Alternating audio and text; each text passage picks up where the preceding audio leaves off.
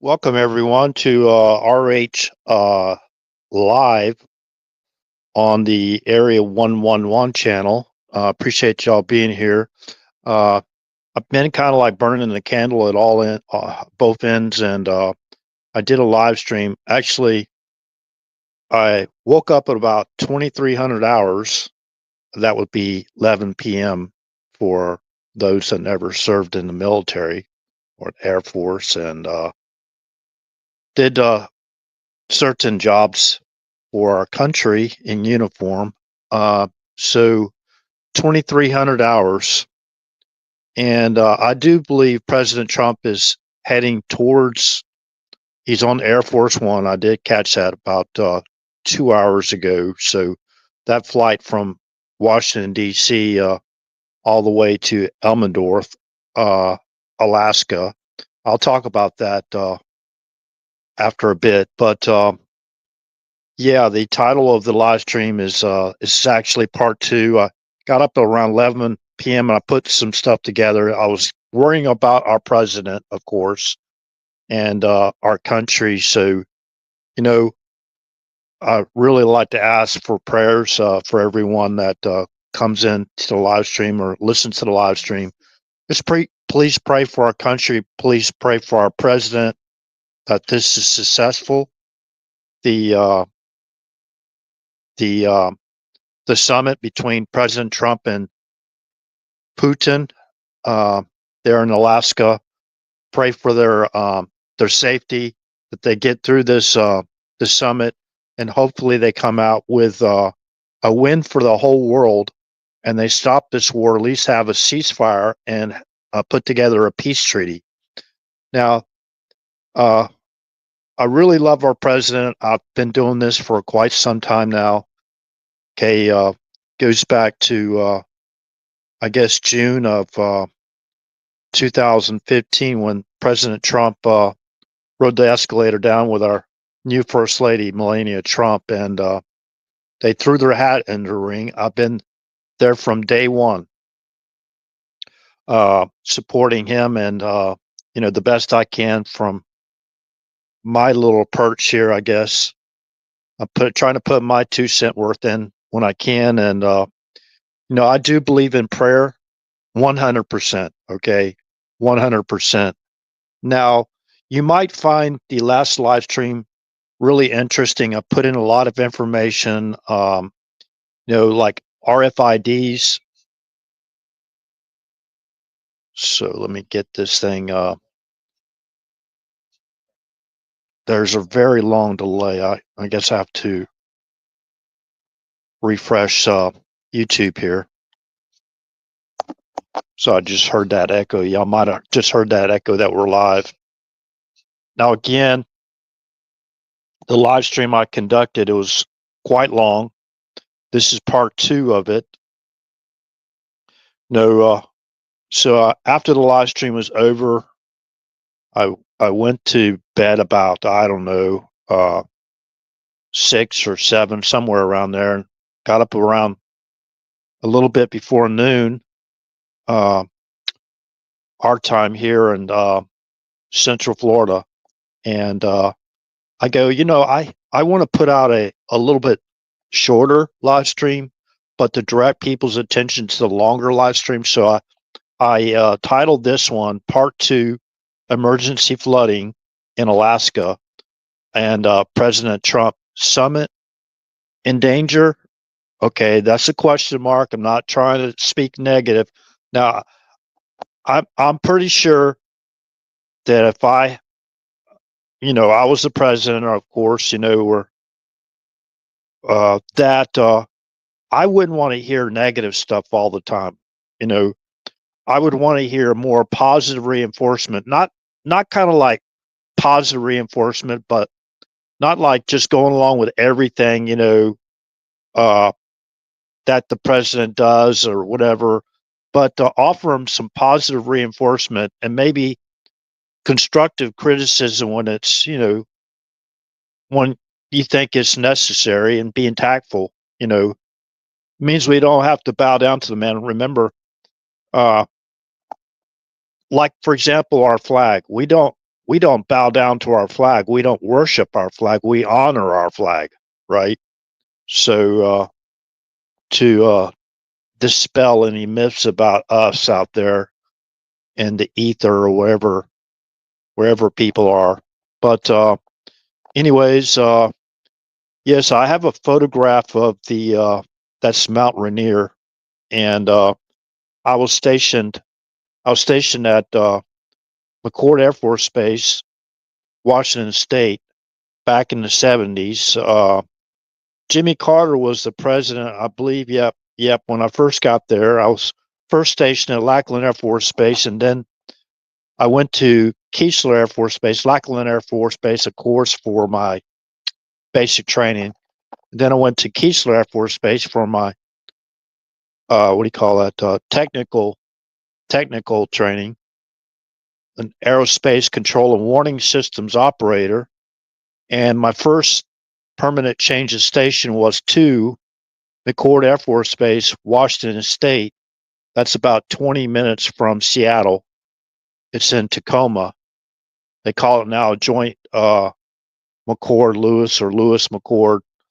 But McCord Air Force Base was there first, and they were separated. It didn't become a joint base until after the restructure to save money, save taxpayer money, as far as the restructuring goes. But yeah, there was a major flood in Alaska not too long ago. I think it was like yesterday or something like that. I picked up the news on that, and I was kind of worried about it. Of course, that's in Juneau, Alaska.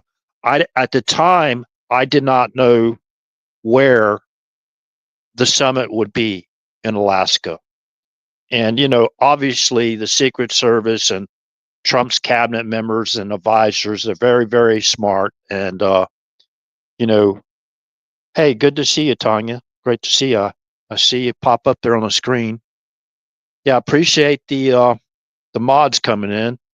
I haven't, since there's hardly anybody on the live stream anymore. You don't really much need you know, a mod, but I think you may remember the days where we had thousands of viewers for a single live stream. Tanya, if you remember, if you're with this channel that far back then, I think you were going all the way back to the search for truth, if I'm not mistaken. Is that correct? But anyways, yeah, it's one of the previous listeners or supporters of this channel. I really appreciate your help, and like always, so don't think I'm not appreciative. I really am. But okay, so as Tanya's heard this many times. I kind of like give a little bit of background, not to make this all about myself, but I'm part of this too. I have a family, I have friends and loved ones. Just like everybody else out there.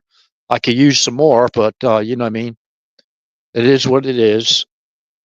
But yeah. So again, talking about the live stream early this morning, man, I was drawn like a magnet to basically conduct a live stream. I think it's what we call spiritually drawn to basically do something or compel me to do something. So I began to think about that around 2300 hours. That would be 11 p.m. Eastern Standard Time. And I go, well, I got to do this live stream, right? Because whenever I feel that's as far as the most of my live streams are, I'm compelled or drawn to do it. You may say it's spiritually in the good sense, not the evil sense. I'm not trying to cause fear or put fear in people's hearts or whatever, or put negativity out there all the time. It just, we're in the 21st century, and there's a lot of lot of dangers out there, seen and unseen, right? A lot of spiritual dangers and physical dangers that we all may face. But my main call is for people to pray for our president. And I'll get into the flooding, the really severe flooding that they had.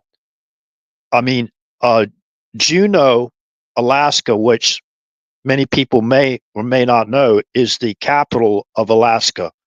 Juneau, Alaska is like this, the most southern. Well, it's the southeastern part of Alaska, and it's only the in Juneau, the capital of Alaska. It's only 25 miles from the Canadian U.S. border or Canadian Alaskan border, right? So that would be our uh, and if you go to get people's bearings straight, talking about bearings, we're talking about the Bering Sea. That's where me I got these notes jotted down here. I think they call it the international date line. But if you go from little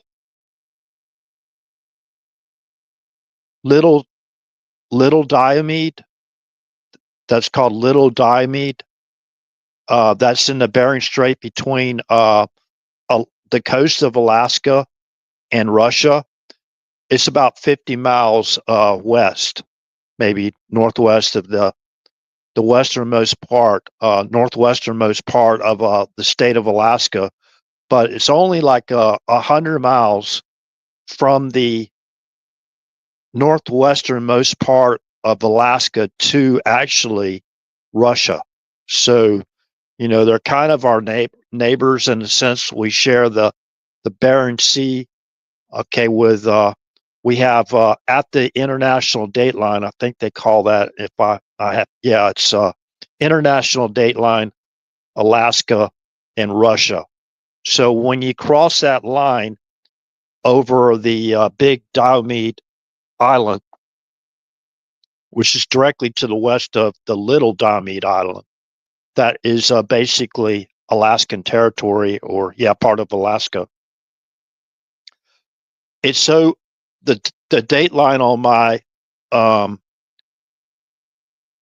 road atlas. I pulled out the old map, you know, old maps I have, and to take a look at it to refresh my memory. Because in Alaska, where President Trump's going, we have NORAD facilities. I used to work in, like I said, in McChord Air Force Base. It's called Joint Lewis McChord now in Washington State. That's the Great Northwest, we call it, and the Northwest Regional. It was a Northwest Regional Operational Control Center. I was, involved in surveillance. I was a tracking technician. I was escalated in far as my job is concerned to tracking technician to tracking supervisor for surveillance of the northwestern coast of the United States. That was called the 25th Regional Operational Control Center. Okay, back then in the 70s. And when I first entered there in 79, Jimmy Carter was my commander in chief. And when I left that assignment and basically was sent all the way to Germany for 2 years, I believe it was, 81 to 83. And then I was stationed I was sent to Panama City, Florida, to Tyndall Air Force Base, Panama City, Florida. Man, that was a great assignment. And I should have re-enlisted then, and I could have been sent to Alaska for a short tour, and I think that's what I should have done. But you know, I wanted to get out in the civilian community, try to get a decent job in, you know, I mean, that kind of thing. So I got out for a couple of years and I went back in, and I finished up with over 21 years active duty, little over 21 years active duty. Retired and had some pretty severe injuries along the way, and had a little bit of problems with that. But what that's kind of like a blessing in disguise. The reason why I'm talking about this is when did RH get into all this stuff? When did RH start basically concerning himself with current events and what's going on around the world? And even if you say politics, that would be true, even though a lot of these topics, I don't consider it politics because it affects our everyday life, our lives, our everyday lives. You know, it's kind of sad the way politics or the government has encroached on so many things of our lives, and how they basically can, you know, greatly affect our livelihoods in either a positive or negative manner. As y'all may recall, the COVID era, 2020, 21, 22, how many, a lot of us out there that had independent mom and pop businesses, they went bankrupt or whatever, or they went out of business never to come back again. The international companies and corporations and big, corporations, whatever, a lot of them made out like a bandit. And I'm happy for them. I'm happy for the people I had jobs with, like Amazon. I remember Amazon Prime. I started seeing all these everywhere I go. Like almost every time I I got on the road and went to maybe a grocery store or whatever, post office or wherever I had to go, I'd see like 3 or 4 of these Amazon Prime trucks. I mean, everywhere I went, started seeing these Amazon Prime trucks, and I never did notice them that much before, but they really, really, their business really picked up after the COVID stuff, because people wanted to stay home. They don't want to get uh, in contact with what was going on out there, So, anyways, so a little bit of story about myself. Now, I'll go back to, I talked about the Peru's Highland sites early this morning. Now that was a 3 hour, like 40-minute live stream. I, I, it's jam packed with a lot of information. So sometimes there's so many things I like to talk about that I can be discombobulated at times. But um, you know, it is what it is, and I put out the information. Now I'm going to go into where the location that President Trump is flying into. Now, I talked about RFID chips earlier in the first live stream. Again, this is part 2. The first live stream is Alaskan emergency flooding. Okay. And I'm talking about the very severe flooding. It nearly took out the capital of Alaska. So my spidey senses, if you can call it, I'm not a spider, but you know what I mean, picked up when I heard that, and I thought I'd do a live stream and ask for everybody's prayers for President Trump and prayers for the people at the summit that go to the summit, including President Putin. Now, I do wish this to be a successful summit, that they initiate a ceasefire immediately between Russia and Ukraine, because it's a needless war. It's ridiculous that war should have never started. We go back to 2014. I wish Obama didn't help broker a deal to overthrow Ukraine's president, which started the war to begin with. I wish Obama back in 2014, President Obama, whether you like him or not, didn't basically alter the Smith-Mundt Act and legalize the use of propaganda. Because what happened, that was a pivotal moment, because they needed the propaganda for the warmongering, right? That was like a color revolution in Ukraine that overthrew Yanukovych. And the reason why Yanukovych was overthrown was because Yanukovych had a peace treaty with Russia. So there was people in Europe or individuals in Europe that didn't like the peace deal arrangement. So they needed to basically throw a monkey wrench into the peace. Hey, Canito, great to see you. Thank you, Canito. Appreciate it. Let's see here.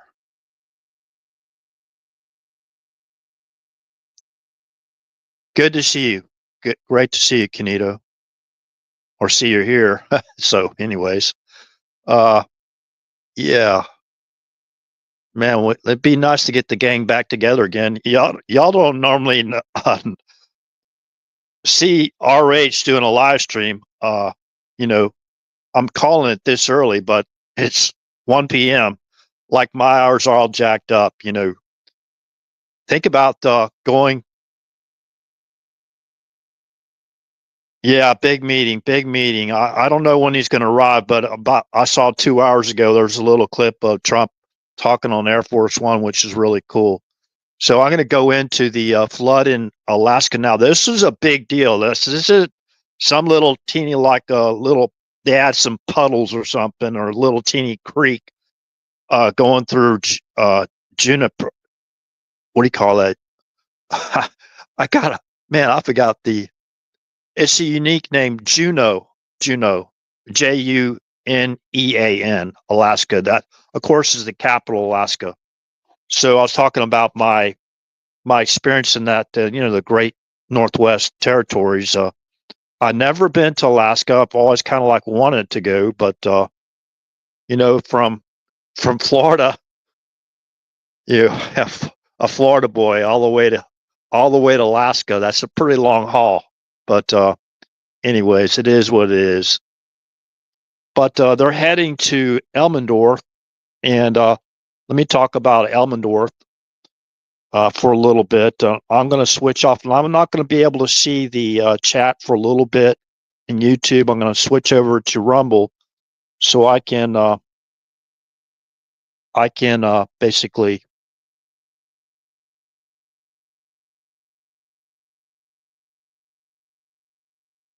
Yeah, yeah. Hopefully, I have that effect on some people. I got a monotone voice sometimes, so I try to mix it up a little bit. But you know what I mean. It's just the my voice. It's me. So it's me. If it's monotone and you got a problem with going to sleep, instead of just chugging a couple of beers, whatever, to get you to go to sleep or take a sleeping pill, just listen to RH. Okay. At least I'll get the views, right? At least I'll get the views. Give me credit for at least putting y'all to sleep, right? Oh, that's in a good sense, not the bad negative sense. But anyways, I appreciate it again, everybody's support. And if you click like on the channel, share it, that would be great. So we can get this information out. So I'm going to be referring people to the first live stream. Now I didn't put part 1 on it, but you'll see it when you go to my channel. Again, it's area 111 at Rumble without the space. My profile on True Social is area 111 without the space. And I'm here on YouTube at area space 111. Of course, my nickname, I go by RH, so it's a shortened version of my name. So anyways, let's go check out Rumble over there real quick. I'm going to talk about Elmendorf Air Force Base in I think it's Elmendorf Richardson Air Force Base. I have to go back and look. See, when I was in the Air Force, they started doing the joint, I think, bases and streamlining everything and to avoid duplication or whatever. So anyways, that's when they changed McChord Air Force Base that I was stationed at to Joint Base Lewis McChord. It has a real Air Force base, a flight line uh, there, and everything, the flight facilities, the hangars, and all that stuff, and our aircraft there. We have, I think we have Catbird Station, and I think they're probably MiG, not MiG. Golly, what am I doing? F-22s.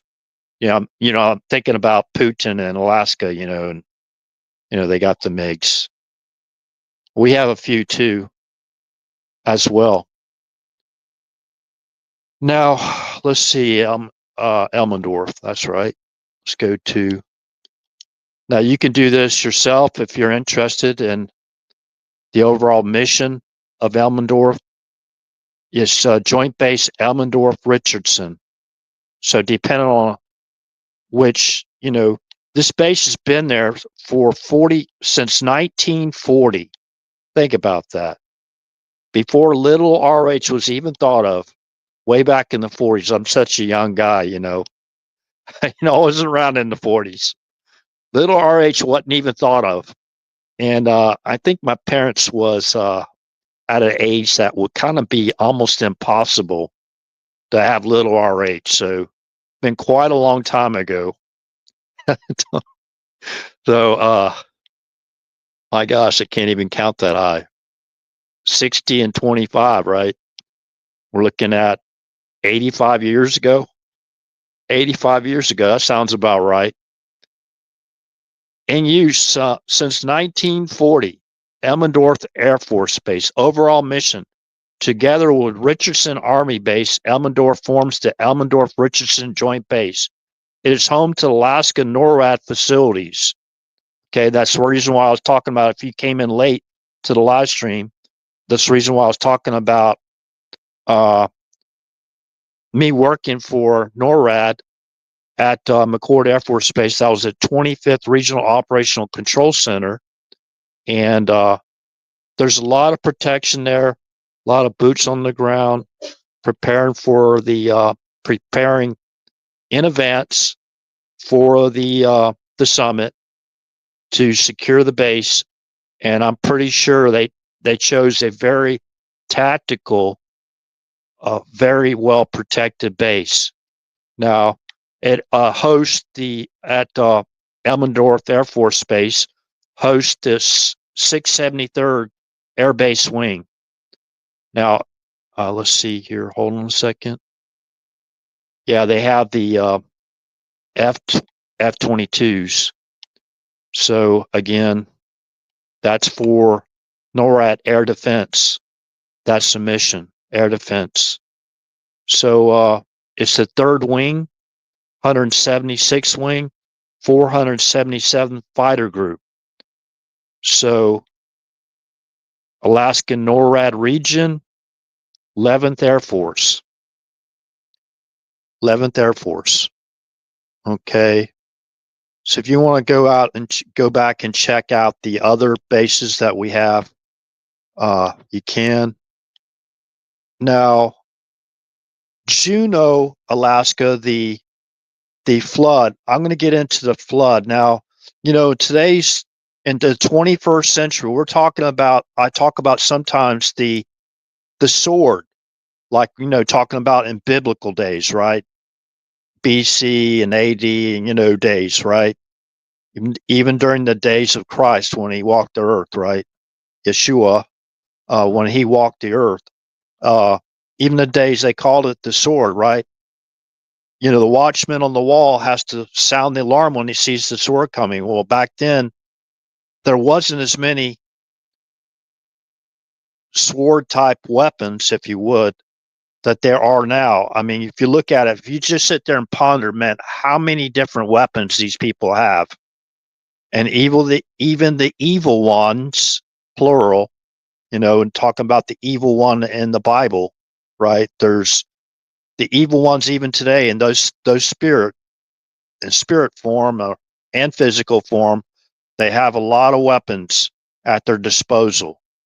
In a spiritual form, you could maybe say that could be psychological warfare operations, and then you got, You got the propaganda, that's spiritual too as well. Spiritual psyops operations and propaganda basically coincide together.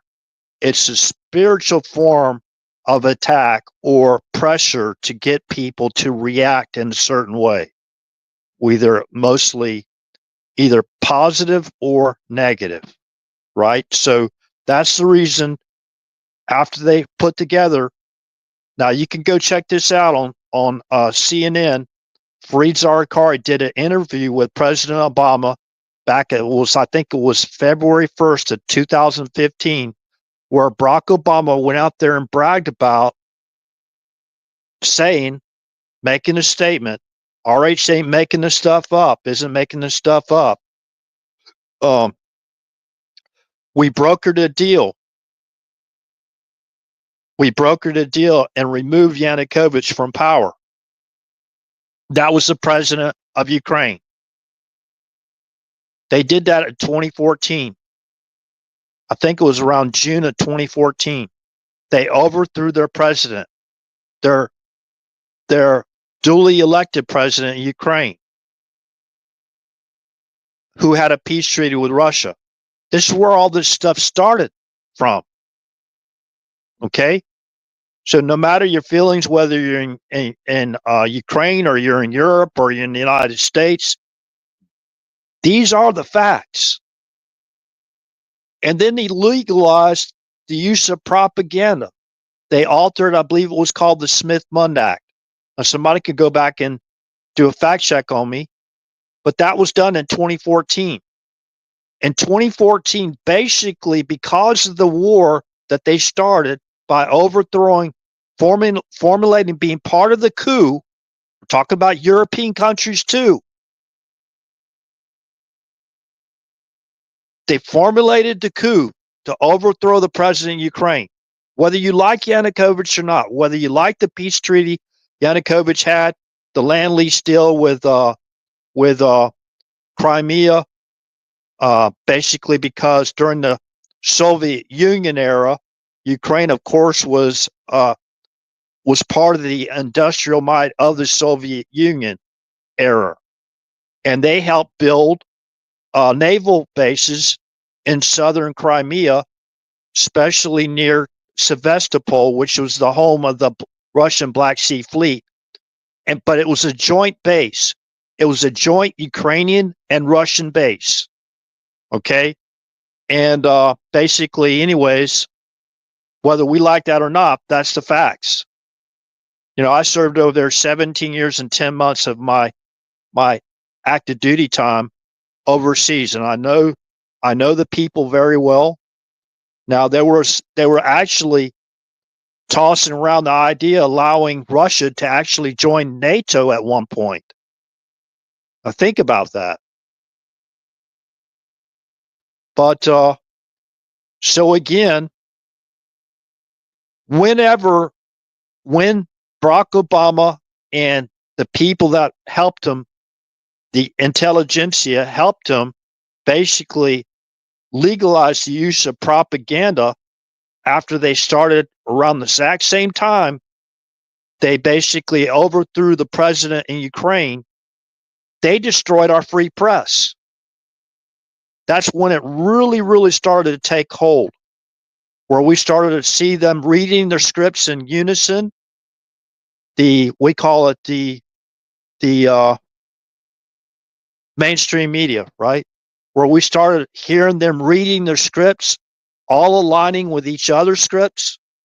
And in my opinion, I started noticing that really after I started doing my research after 9/11. I was on active duty. I remember exactly where I was in 9/11. Now, 9/11 is where I started seeing they're performing the same scripts and reading from the same scripts, right, to explain or try to tell us through television what we saw with our own eyes. And what, like any type of psyops operation, what did they keep showing over and over and over and over and over and over again? The planes hitting the towers, right? And in a little bit, the plane that we never saw on video, the plane that hit the Pentagon. Okay, we're seeing these planes hitting the towers, the North and South Tower. We're seeing the towers collapse, right, in its own footprints before they collapsed, right, in their own footprint, to include Building 7.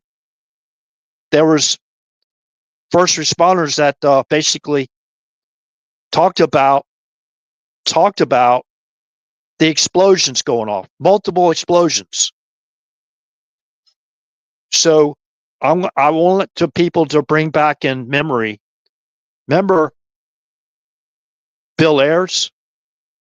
Bill Ayers basically scheduled his manifesto to be basically published in the New York Times, to be at the New York Times paper stands at dark 30 before the first plane hit the tower at dark 30. That manifesto, that communist manifesto, is basically, you can still read it for yourself. Just basically do a simple Google search or whatever your search platform is. Just search "No Regrets for the Love of Explosives," memoir of sorts. Okay? Go down and read the list of those grievances, the communist grievances of Bill Ayers. Now remember the main target that they hit, the North Towers. Remember, and Bill Ayers was part of the Weather Underground, which was their symbol is the rainbow and the lightning. Rainbow and the lightning, remember? And remember, Barak in Hebrew, whether we think it has anything to do with it or not, in Hebrew, Barak is a term for lightning. Lightning. So, I mean, does that fit together? To me, it does. No, in our holy scriptures, our Bible, Yeshua talks about seeing Satan coming down in a bolt of lightning, right? And then we have the basically, we have a communist scheduling with the New York Times to have his manifesto published in the New York Times. You can call it a Marxist communist manifesto in the New York Times on September 11, 2001. Now, they were basically anti-war. Where's all the anti-war protesters now? Where are all these hypocrites at now? Hiding in their basements or what? Are they told them, or were they directed to go calm silent and not talk anymore? Okay, Congressman Kurt Weldon basically came out, and this is where I first heard it from. He said that Bill Ayers, the information, I think Kurt Weldon worked on the House Intelligence Committee, and he had information that Bill Ayers received explosive demolition training by the KGB in Cuba. And, of course, the Weather Underground, they were a domestic terrorist organization, and actually Bill Ayers had dealings with Barack Obama. You got Bill Ayers, he has his home in Hyde Park, I guess it is, in Chicago, and a very probably richy area of Chicago.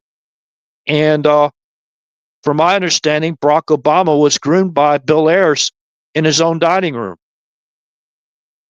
Now, that could be wrong. It could be false information. Somebody fact check me on that, if you will. I don't mind. Doesn't bother me to put the truth out there, the whole truth and nothing but the truth, once I get it. So help me God. That's one of the main primary missions of this channel right here, is to tell the truth. So, yeah, the Weather Underground had prior to September 11, 2001, conducted bombings on government buildings, even the Capitol building. You know, it's kind of funny they never caught the pipe bomber, right? It's kind of funny they never caught the pipe bomber.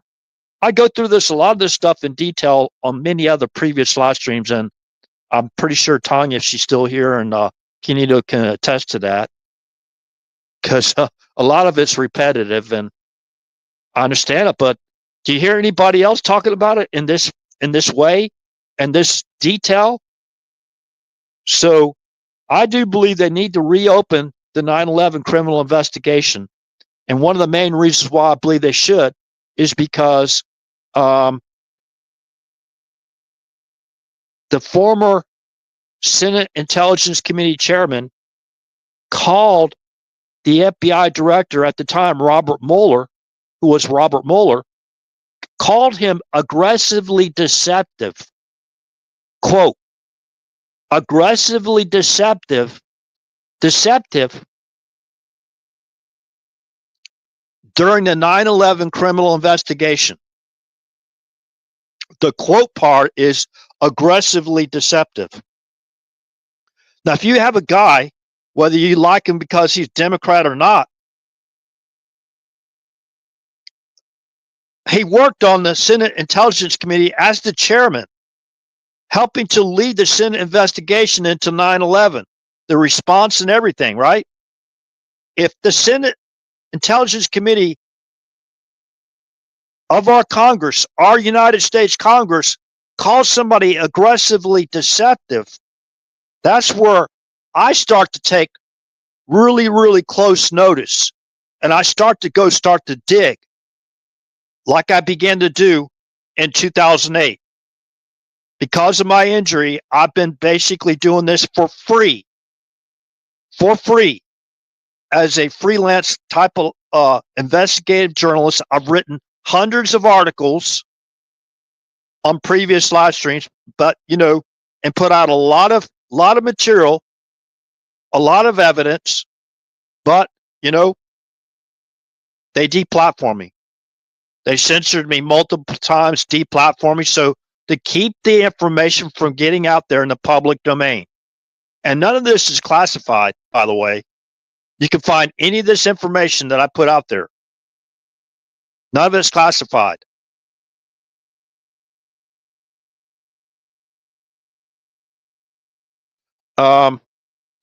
So, yeah, they had a history of conducting domestic terrorist attacks on government buildings, like the Capitol. So, why the trade towers? Remember the trade tower bombing? What was that? What year was that? Let me do a search on that. Remember they put a bomb in the basement, right? There was like a truck bomb or something. It drove a truck into the basement. I don't know if it was a box truck or what it was, right? And they detonated it in the basement of the trade towers. Why did the communists and the basically the Marxists, why do they not like the symbol or the trade towers? Because it's the symbol of capitalism. The trade towers are the symbol of capitalism and free trade. I like to look at it, not the symbol of crony capitalism, the opposite of crony capitalism, but free trade, right? So that's the reason why I call it free trade. So what's the motive there? Anti-war protesters. Well, in this case, it helped generate the motive to go to war, didn't it? Now, I talked about the Northern Alliance when the Northern Alliance disbanded, December of 2001, right? What was the mission of the Northern Alliance? Go check out the Northern Alliance. Look at who the allies were in the Northern Alliance. Take really special note of Russia being an ally in the Northern Alliance and Iran being an ally of the Northern Alliance. Take special note of that. Russia deal. That was way before Trump got in office. No, about 15, 16 years, right? So, anyways, and on December 26th, 2001, Fox News puts out an article. Bin Laden already dead, right? Bin Laden already dead. And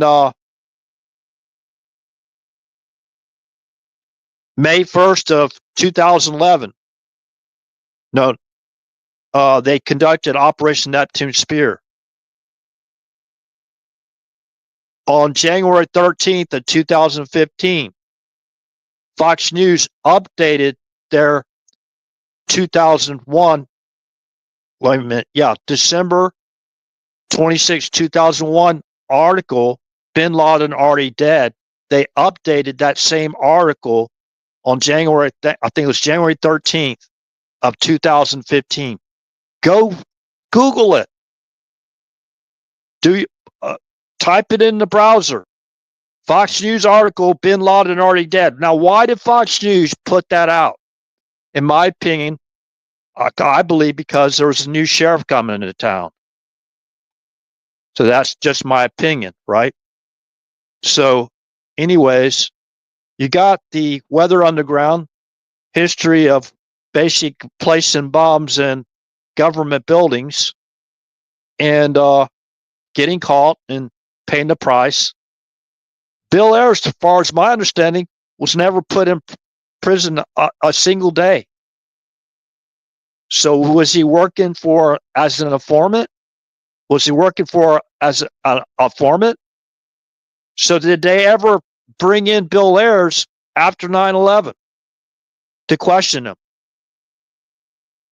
No, wouldn't that be one of the first people you put on your list? Unless you already had a what do you call it? If you already had a narrative already drawn up, right? And your scripts.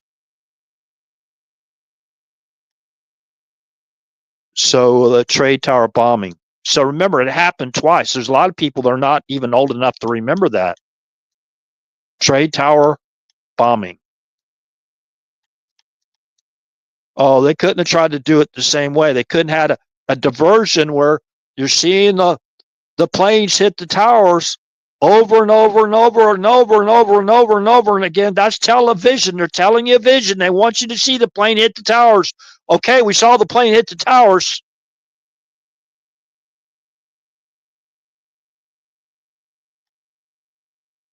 So this is all a conspiracy theory? Conspiracy theories?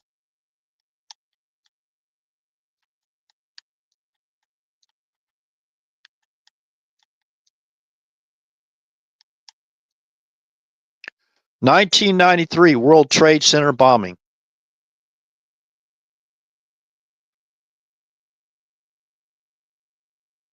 Okay.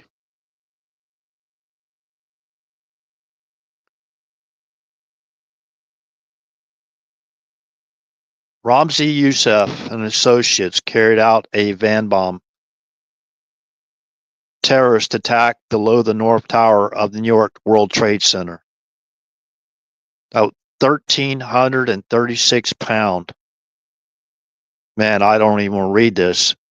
Urea nitrate hydrogen gas enhanced device was intended to make the North Tower collapse onto the South Tower, taking down both.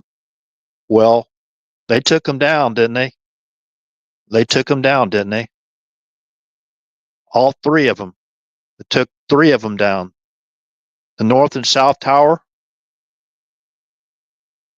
and Building 7, Tower 7, World Trade Center Tower 7. It's very important we mention that. Okay, so Anti-war protesters, right? What was Youssef's motive? Who was he working with? It says associates.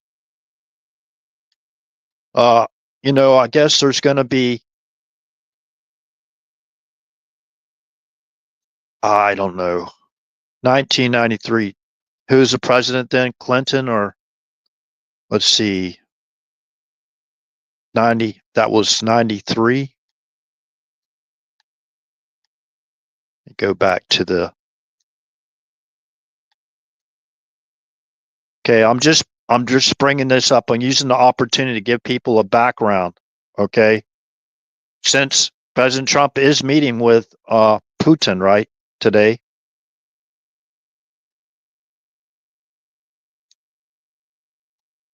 1993.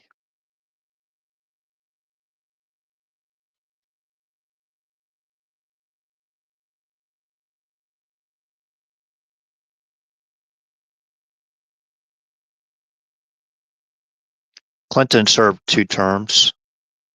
Pretty sure. I can't remember exactly when he got in office, but Reagan served until, what was it, 1989? It's been a long time ago. So after Reagan was um, George Herbert Walker Bush. He served 1 term.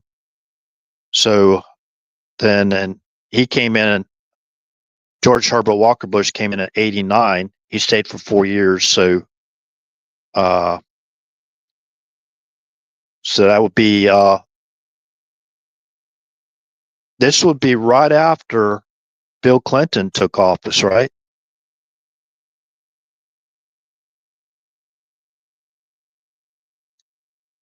1993.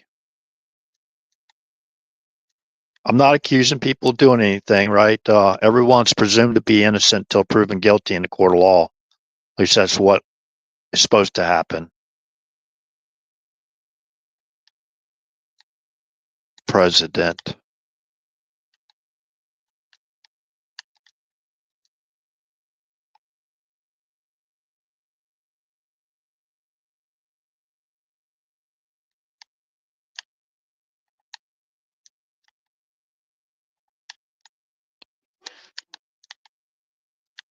So bear with me. I'm just making sure information's correct.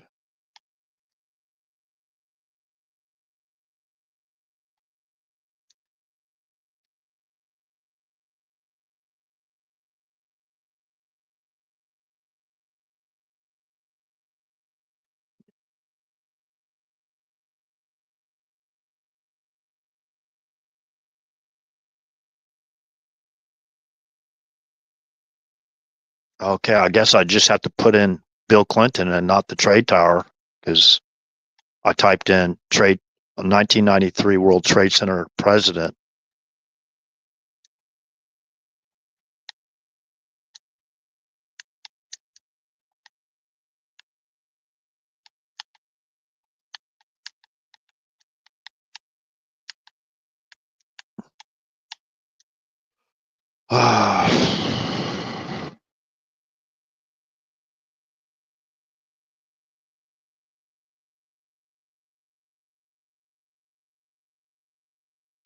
So yes, he was already in office. In office January 20th. The trade tower bombing happened in February 1993. He left office on January 20th of 2001 because he served 2 terms. So anyways, then George W. Bush came along and he was the president during 9/11. Okay, so straighten that out. So I'm going to get back on track here again. I thought that was important to talk about in case we have some new followers come in or people that are curious, what is this channel here? So we talk about a lot of things, especially current events and what's going on. So whenever President Trump arrives at Elmendorf, if y'all could basically send me a message in the chat. I really appreciate it. Again, I'm calling for the prayers, the safety of everybody involved in this summit today in Alaska. Now we're going to get to and talk about this flood. It was a very serious flood in Alaska. Now I didn't bring out the what do you call it, road atlas or whatever, or, my nav system, whatever, and look and see how far Elmendorf is from Juneau, Alaska, the capital of Alaska. But actually, I looked for Elmendorf and I couldn't find it on the road map I have because probably it's really small to see on a road map. The old paper road maps we used to get, the atlases.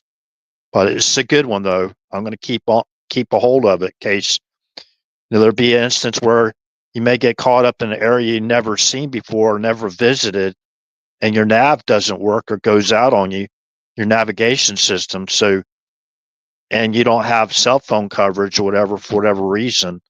It's great always to have one of those old road map atlases. I don't even know if they still sell them anymore. I think you could probably buy them in maybe at a gift shop or like a welcome center. Like Florida has a welcome center. I like to go and pick up, advertisements for places in different wherever I travel to go, to see some of the sites wherever I go. But anyways, we'll talk about Juneau here. Now, I'm going to bring up Juneau. Just a quick overview.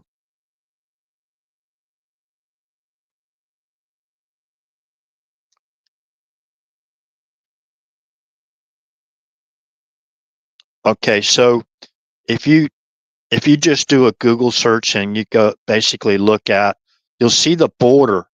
It's really the Alaska. It's the border between Juneau, the capital of Alaska. Canada is only like the border of Canada and Alaska, or the United States and Canada. As far as this border is concerned, it's only 25 miles away. Okay. We know of a lot of activity. We talked about activity in Canada. I won't get into that topic because that could be a whole nother live stream or a multi-series of live streams, I should say, as far as the problem with the far left type movements and stuff like that going on over there. So we do have the Aleutian Islands now. Zoom out of that area. The Aleutian Islands basically goes to the southwesternmost point of Alaska. It's part of Alaska. Okay.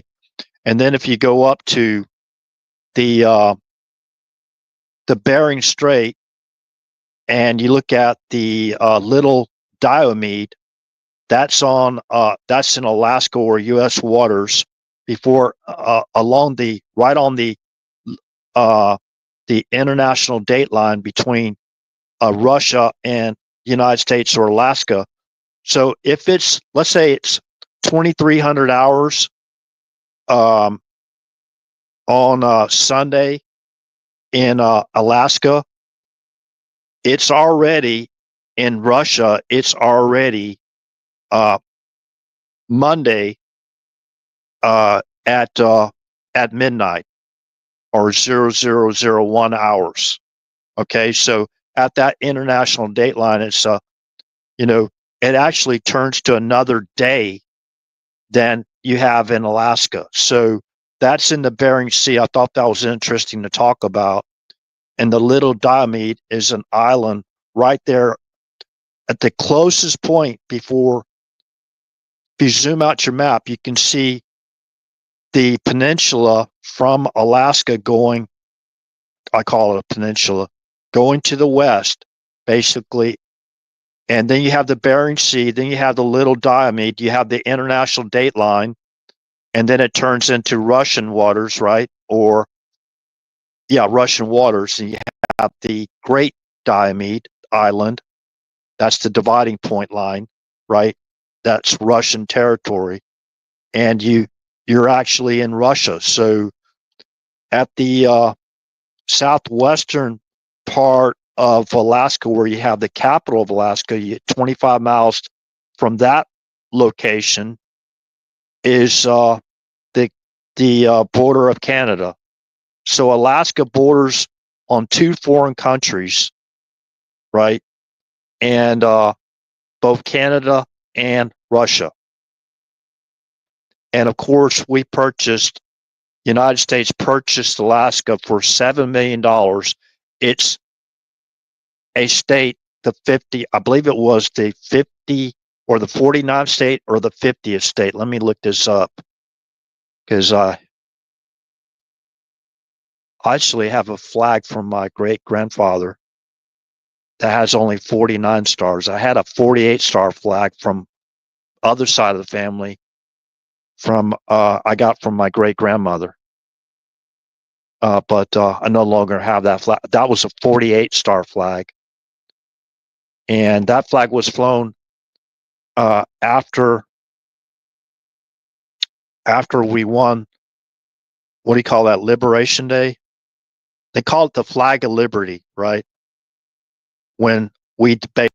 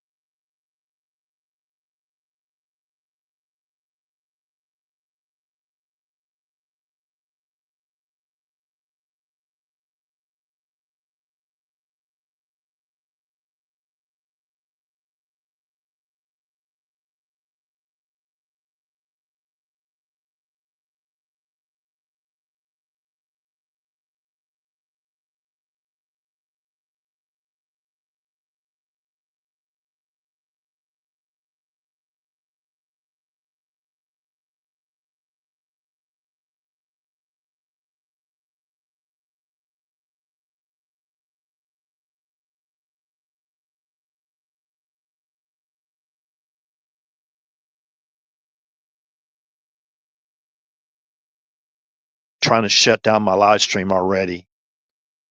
So anyways, I have to keep a close eye on that. Keeping a close eye on me, make sure I don't put out information they don't want me to put out. And all this is out there. This is my opinions. Basically, I'm not falsely accusing anybody doing anything wrongdoing. Everybody's presumed to be innocent until proven guilty in the court of law. Okay? These aren't conspiracy theories.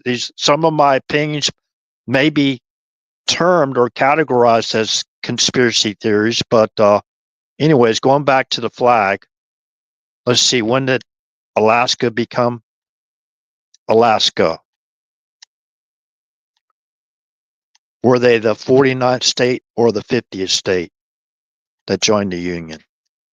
I think they were the 49th.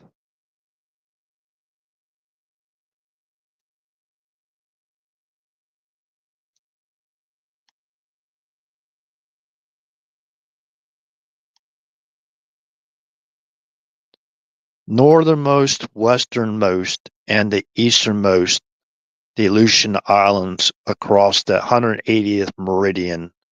Let's see here.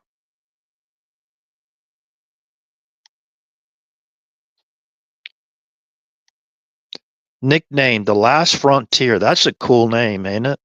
The Last Frontier. I believe that's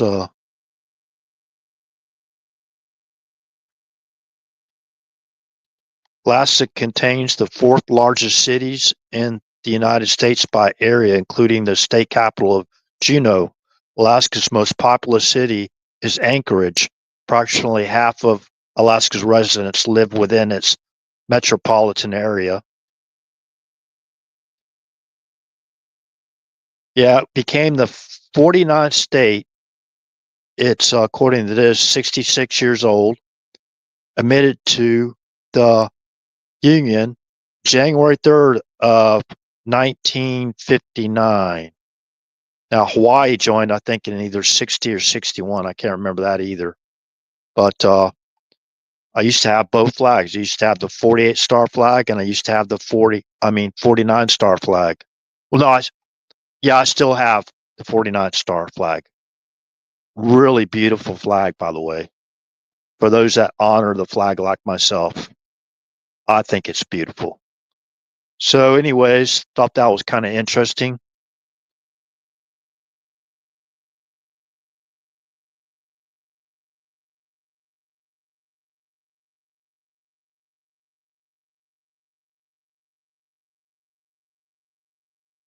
So if you look at the when you go to Wikipedia, just type in Alaska, go to the Wikipedia article or whatever for information. If you look at the map, you'll see Alaska, but you got like the curvature, right, going on. You see that peninsula going out, and you'll see a little red dot. Now that's not the big Diomede and the little Diomede on that international line, but you'll see the Bering Strait that goes between Alaska and Russia, mainland Russia. So really, we kind of like share almost a border with them, only 100 miles off. And if you go down the southwestern most point of the United States, which would be Key West, Florida, now look how close Bahamas is, and look how close Cuba is. So actually, Alaska is closer to mainland Russia or the peninsula of Russia than it is to, looks like Bahamas, based on this map looking at from this direction. So we're about the same distance. So anyways, we're thinking about, wow, their flag looks like the Little Dipper, or is that the Big Dipper? It's got one big star, and it's got 1, 2, 3, 4, 5, 6, 7 little smaller stars.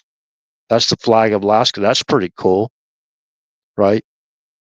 The seal's pretty neat too as well. Seal, what's their motto? The nickname's North to the Future, right? North to the Future. There's the motto, and the last frontier. So we're never giving up Alaska.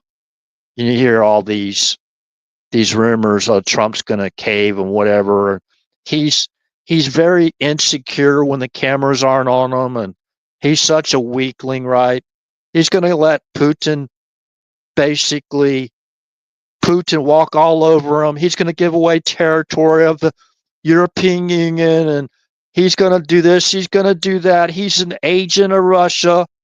Meanwhile, we know, as far as the facts go, who were the agents working for Russia when it came to the Uranium One deal. Remember that? Remember that deal?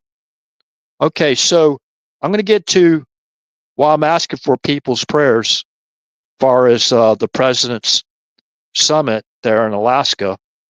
Now, I think there's still going to be 2 meetings. Now, I don't know if Zelensky's coming or not, but let me just say this. Zelensky, they were supposed to have elections, I think already a couple years ago. They suspended all elections until after the war. So that Zelensky guy who was put in office, I already talked about the background in case you're just coming into this live stream. I already talked about the background of it.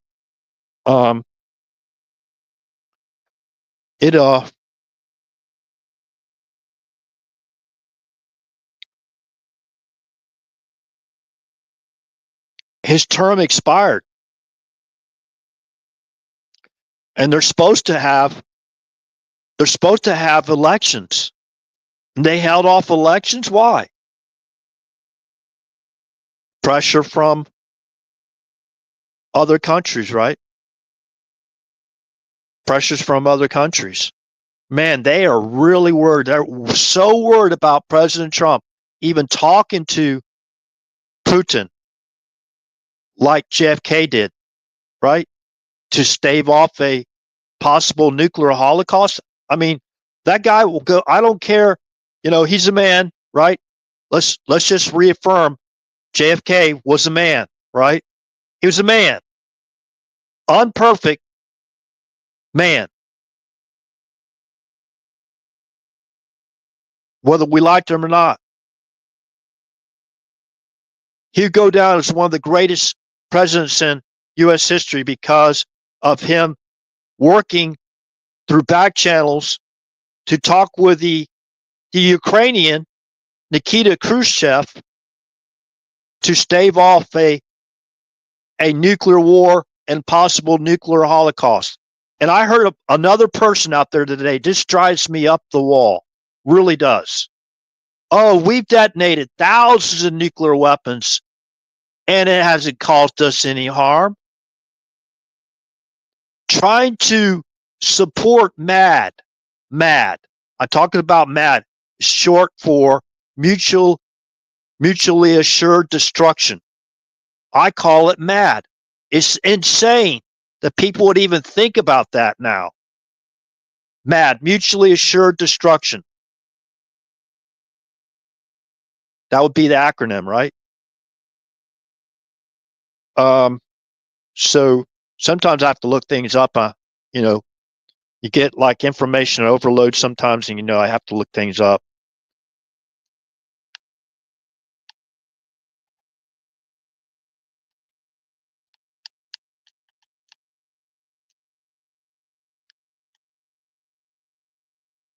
If it was multiple guests, I get it right. An abbreviated form from the initial letters of the words and pronounced as the word, and they put NASA on here, right? That's kind of cool. All right. So we do have Clear Alaska, I believe it is. They have a Space Command or U.S. Space Force operation there.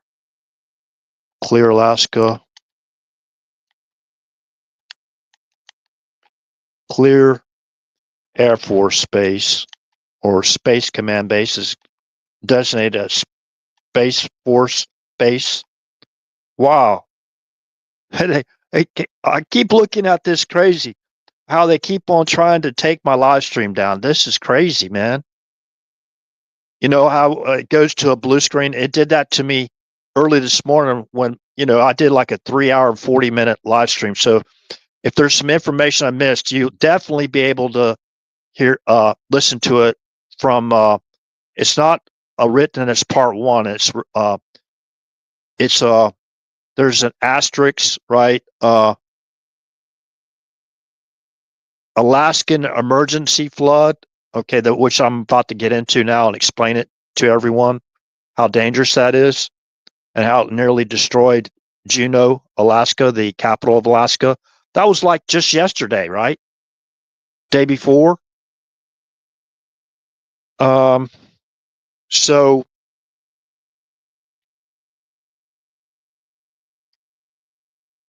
let's go get into this.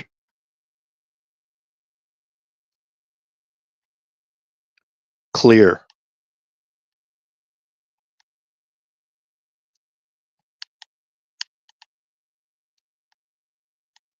All clear, right? Hopefully it is.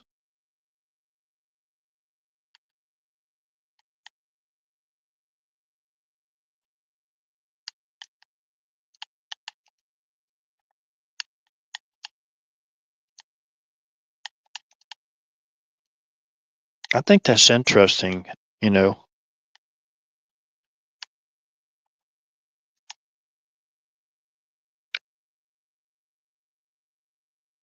Yeah. Clear Space Force Station is a United States Space Force radar station for detecting incoming ICBMs and submarine-launched ballistic missiles to NORAD Command Center and to provide, hold on a second. Okay.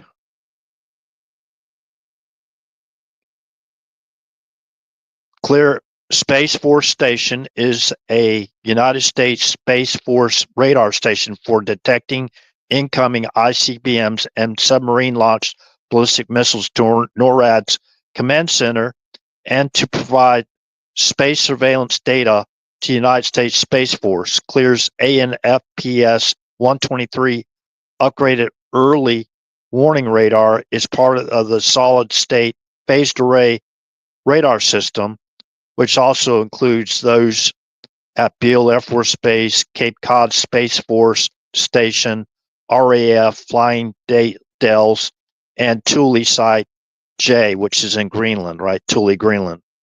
The historic property was one of Alaska's World War II Army airfields and later a Cold War BMUS site, providing NORAD data to Colorado's BMUS Central Computer and Display Facility. Okay, there's a lot of upgrades since I was stationed at McChord Air Force Base in Washington State in the Northwest Regional region of NORAD. Okay, that was like my first assignment. Okay, so I thought that was interesting to talk about that mission. And there is a runway. Now I don't see how long the runway is that clear, but President Trump flew into Elmendorf, and Elmendorf, in my opinion, would be the safest spot for Putin and or President Trump to have that summit. You know, probably is a really secure spot, and of course, whenever the president of Russia travels, he has his own security detail working together with ours, you know, to help keep everyone at that summit safe. Okay, and that includes the second meeting or summit with other world leaders or European leaders, whatever, to try to get this ceasefire deal done. They need to get this done because they've taken so much treasure from us Americans. We're talking about hundreds of billions of dollars they've already sunk into Ukraine already, right? And us basically paying for the bulk of that war. Well, I guess when you go back to who was responsible for overthrowing the president of Ukraine in 2014, you know, and starting that war over there in 2014 by claiming we brokered a deal. That's what Obama said when he's bragging to Fareed Zakaria, the author of the post-American world. Think about that. What do you think post-American means? Post, after America, right? Post-American world. And they get their new world order set up, right? That would take basically kind of wrecking our sovereignty, wouldn't it? Well, it's a great way to wreck somebody's sovereignty when you basically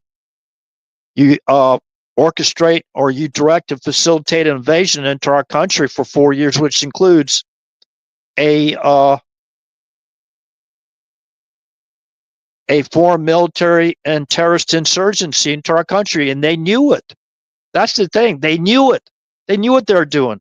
So let's go through real quick again before I talk about the dangers of the 21st century and direct weapons and how glaciers melt and that kind of thing, and the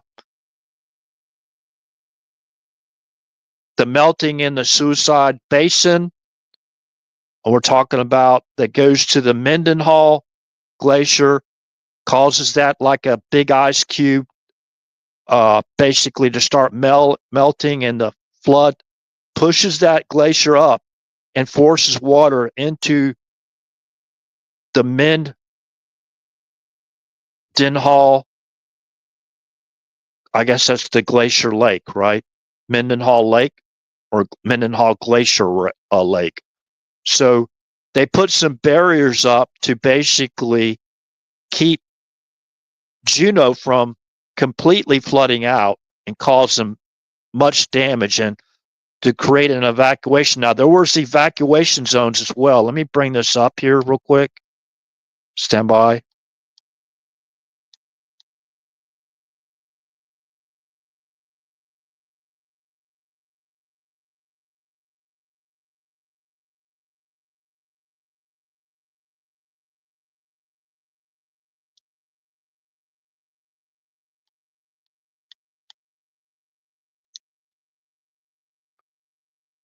Okay, news. Record flooding threatens Juneau.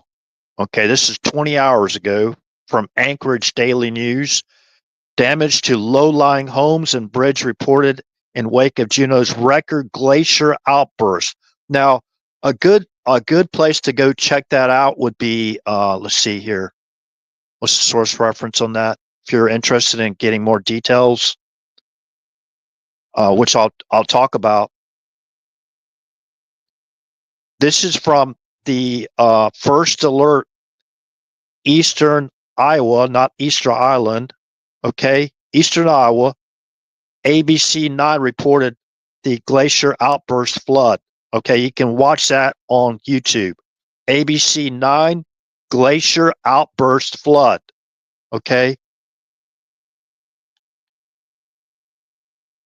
record flooding threatens Juneau as Mendenhall Glacier releases water. Okay, so what happened was, when it started to get warmer, or things are heated up, you got direct weapons and that kind of energy weapons, and we call it microwave energy and all kinds of stuff. They can heat things up. They got these big, what do you call, electromagnetic type signals going out there, and with a lot of power with certain types of frequencies. I'm not saying that has anything to do with it. You can call that a conspiracy theory from RH if you want to. Yeah, you're more than welcome. Because I don't know. I'm just basically, it's kind of odd. We're getting all these floods: Texas flood, North Carolina flood. All these flood all around, right? I guess that's what happens when you have four seasons, right? You have winter, spring, summer, and fall, right? So that's what happens when you get in summer, right? You got things heat up a little bit, and then the glaciers melt, the ice packs melt, and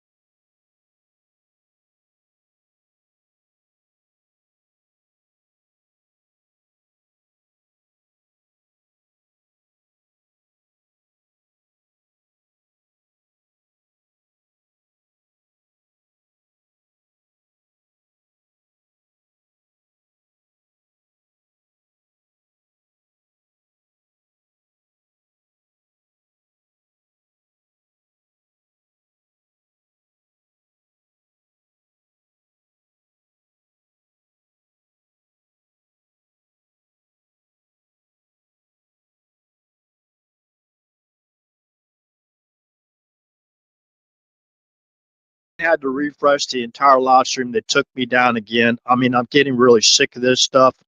It happens all the time to this channel.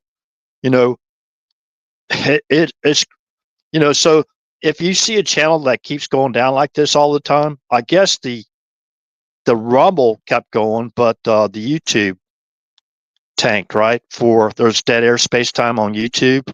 So I have to refresh YouTube again. This happens to this channel all the time. These guys think they're slick, right? They think they're slick. So go through all this information is a lot. It's a lot to keep focused on. And when they do this, they know that they're disrupting, like jamming, if you will, right? The signal, right? Jamming the signal. So I don't know if y'all had any dead air time, but maybe I caught it just enough time where y'all didn't miss anything. Let me go to the end of this. Testing 1 2, testing 1 2. Well, there's only one other person watching on YouTube.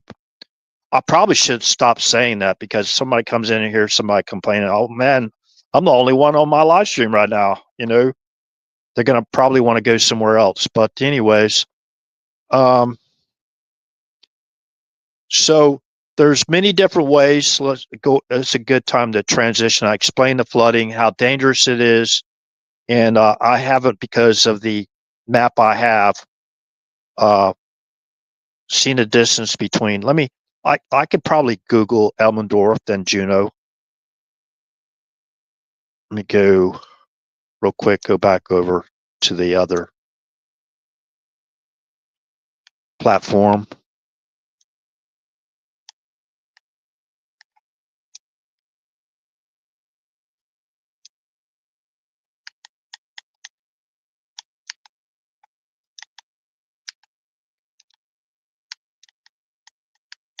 If somebody can keep up, we'll see when Trump arrives at Elmendorf, Alaska, Elmendorf Air Force Base. I appreciate it.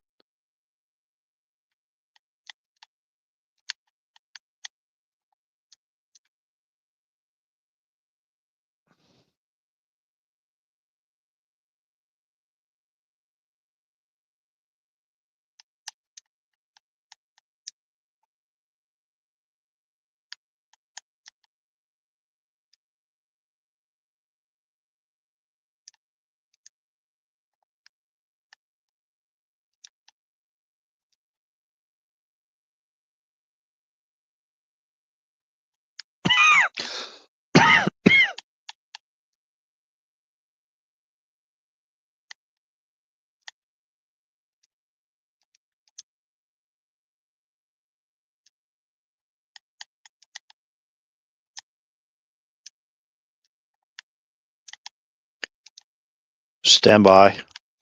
I'm about there.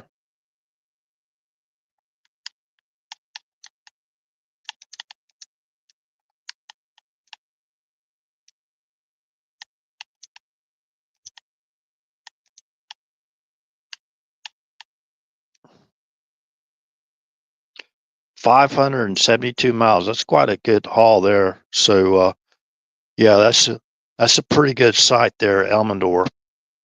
Now,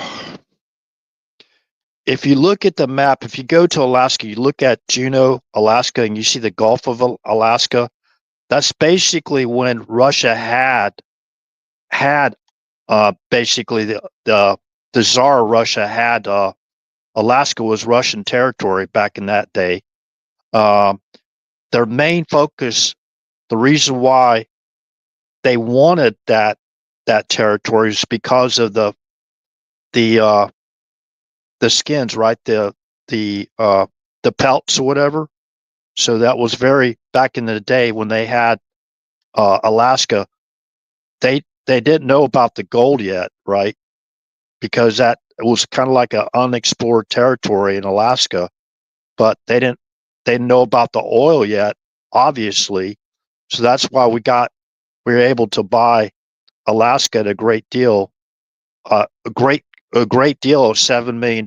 So they didn't know it at the time. If they did, they probably would have They kept it, but that the waters to go to the areas that would be like to get close enough to the areas that were, you know, like Nome, Alaska, and those places where you have all that, you got the Yukon and all that stuff where I have all that abundance of gold, and then you have the, I don't know where all the uh, I forgot what they call it, the where they have the oil fields in Alaska, uh, but yeah, they wasn't aware of it yet, at least as far as my knowledge, looking this up in history. But far as Juneau, Alaska, and the that area there, that belonged to Russia. Okay, and at the time, I think that was Canadian frontier at the time that belonged to Canada. To the east of Juneau, Alaska, past that border, that border between uh, United States and Canada. Remember, on the Juneau side of that border, that was basically owned by Russia, if I'm not mistaken. That was that area there, and I have to go back in history to find that. I think it was Discovery Channel or something like that talked about the history of that. But I have to go back and check that out again. I think I talked about that in a previous live stream, but anyways, Juneau, Alaska to Elmendorf Air Force Base, Alaska, is basically 572 miles. So I thought that was kind of important. Uh, it's a pretty long haul. So these people are up on the weather and all that stuff and advisors for Trump. So they're not going to put them in danger. But I like to say, repeat what happened in Butler and repeat what I said earlier this morning in the live stream that I put out about 3 hours and 40 minutes of the live stream and compact with information. So I talked about technology that individuals had and like Peru's highland sites and all that stuff. I talked about the Bible, uh, Second Kings chapter, I think it was chapter 4 or 5, whatever. Went through all that sin, and talked about what we would call UFOs today. They call it the chariot, chariots of God, or chariots and horses. UFO. So I talked about the Bible not being absolute, far as all the information. Could you imagine if the those that were divinely inspired to write the books in our Bible, to include the first 5 books of Moses, which is the first 5 books of the Old Testament, Genesis, got Exodus, Leviticus, maybe not in that order, Numbers, and Deuteronomy, right? So those are called the first 5 books, or the books of Moses, right? So all the to include, let's see, talked about this last night again. When the disciples saw Yeshua being taken up and a cloud receiving him, remember the angels told the disciples, "Why are you basically amazed?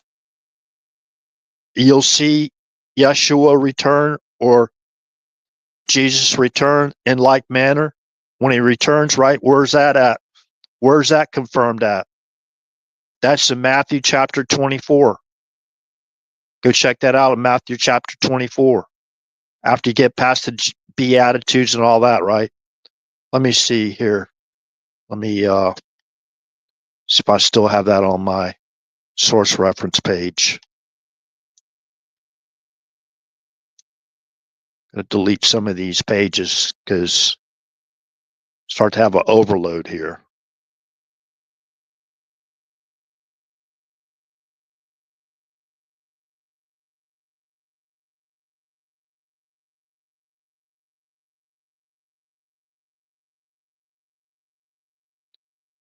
A search for the largest Air Force base, the longest flight line, but that's not really that important.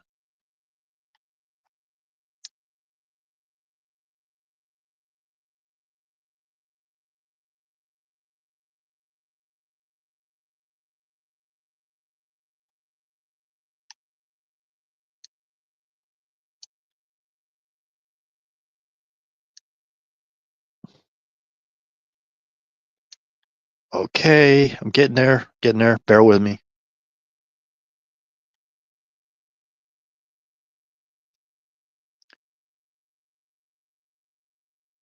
Boy, they definitely don't want me to have any followers, do they?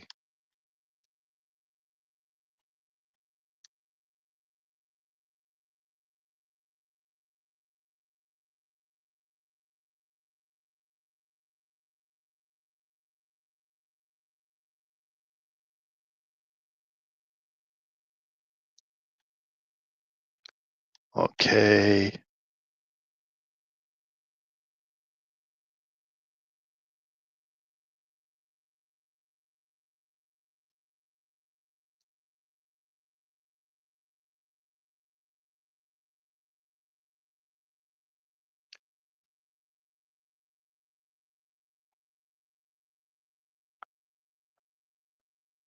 So I talked a little about interdimensional yesterday. Um, interdimensional type of beings. I talked about actually yesterday. No, that was early this morning. So go check out that live stream. Let me see here now. Okay, again, I'm asking for prayers. Please pray for our president, the first family, our first lady, um, Trump's cabinet. Please pray for this summit that it has a positive outcome, that they have a ceasefire, right, and it leads to a peace treaty, a permanent peace treaty, because we don't have to keep going through this again. Okay, so anyways, I do believe in the power of prayer, and again, we go back to Butler, uh,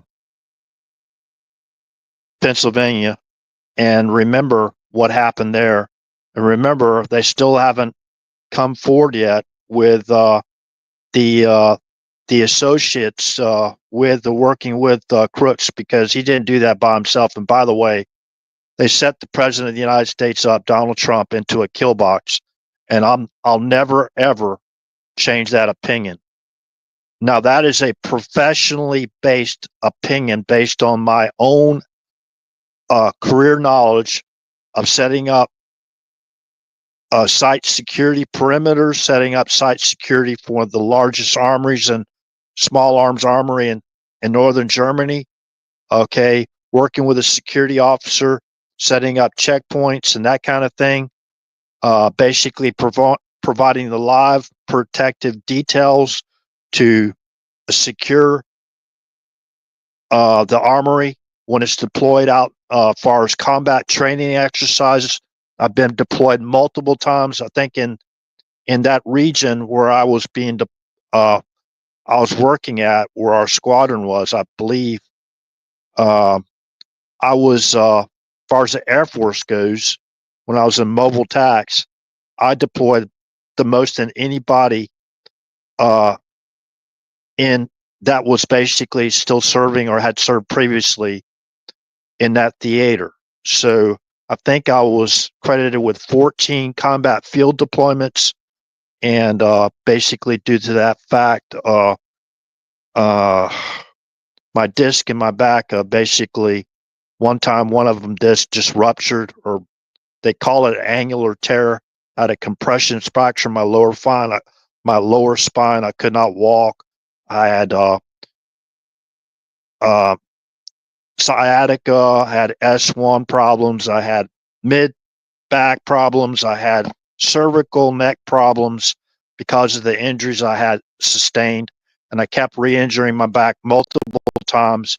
So that's why it's a blessing in disguise, because I was really able to start helping out our communities and, providing information going all the way back to 2008. I've written hundreds of articles, okay, in previous social media platforms, which I was deplatformed off of and censored multiple times.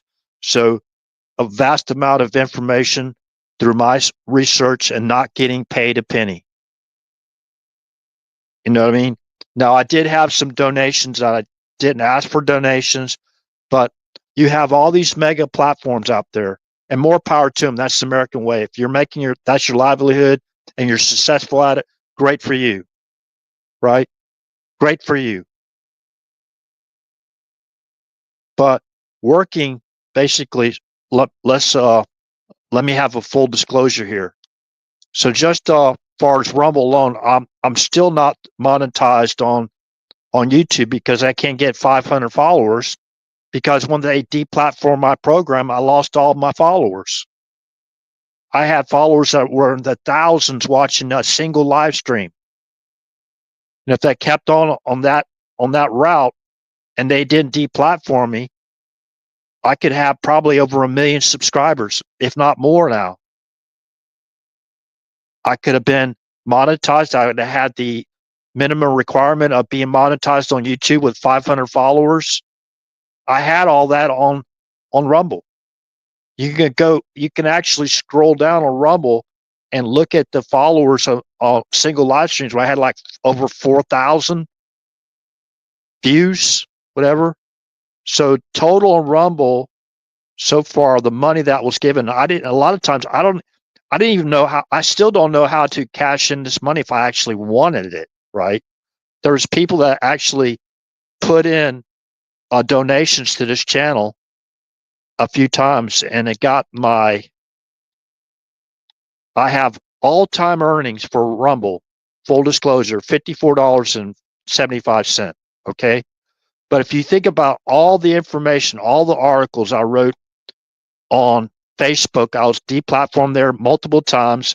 Everything after, I think, 2017, all the articles I wrote from 2016 on or 2015 on, and exposing what they're doing, the Delta Sierra was doing, as far as President Trump is concerned, they removed all that information. All of it was gone, wiped clean with like a cloth, right?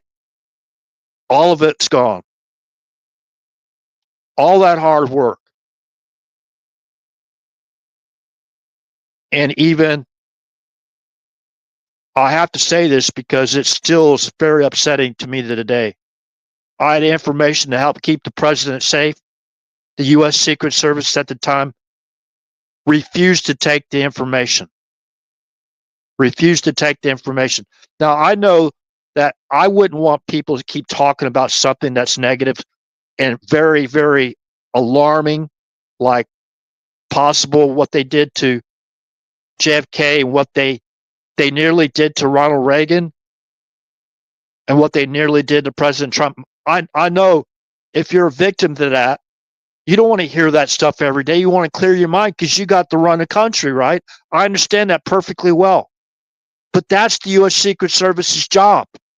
You're supposed to take the information, not set up the person giving you the information where you can investigate that. And what they were supposed to do was investigate the information that I wanted to give them and deem whether it's credible or not.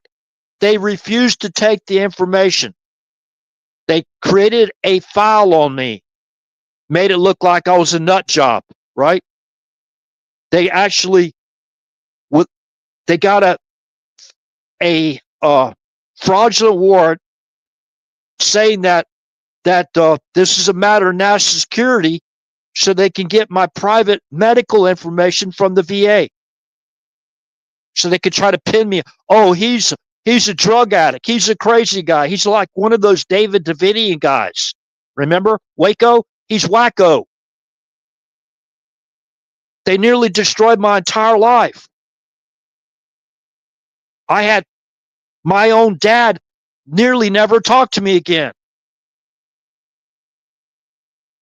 They interrogated my neighbors. They interrogated me in my home. That wasn't an interview. They refused to take the information I was going to give them. And 0 viewers on YouTube now. 0 viewers.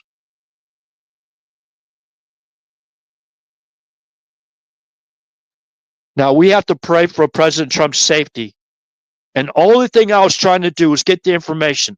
I tried to get through a friend that knew one of Trump's family members, just to give them the information so they can deem whether it's credible or not. They refused to take the information. The U.S. Secret Service refused to take my information.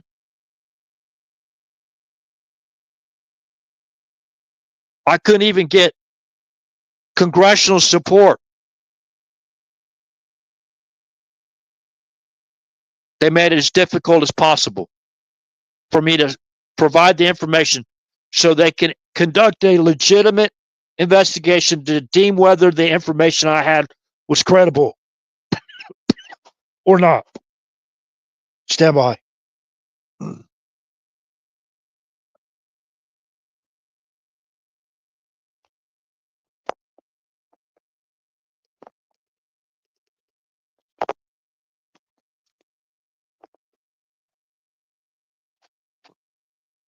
So I guess they thought because that was now you think about all the stuff that has happened since.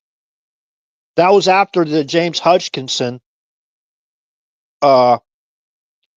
shooting of the Republicans at baseball practice. Remember, James Hutchinson put on his social media page to destroy Trump and company. What do you think he meant by that? He was actually practicing shooting at trees on his property. His own neighbors called the sheriff department on him. They didn't go through and they didn't interrogate him, did they?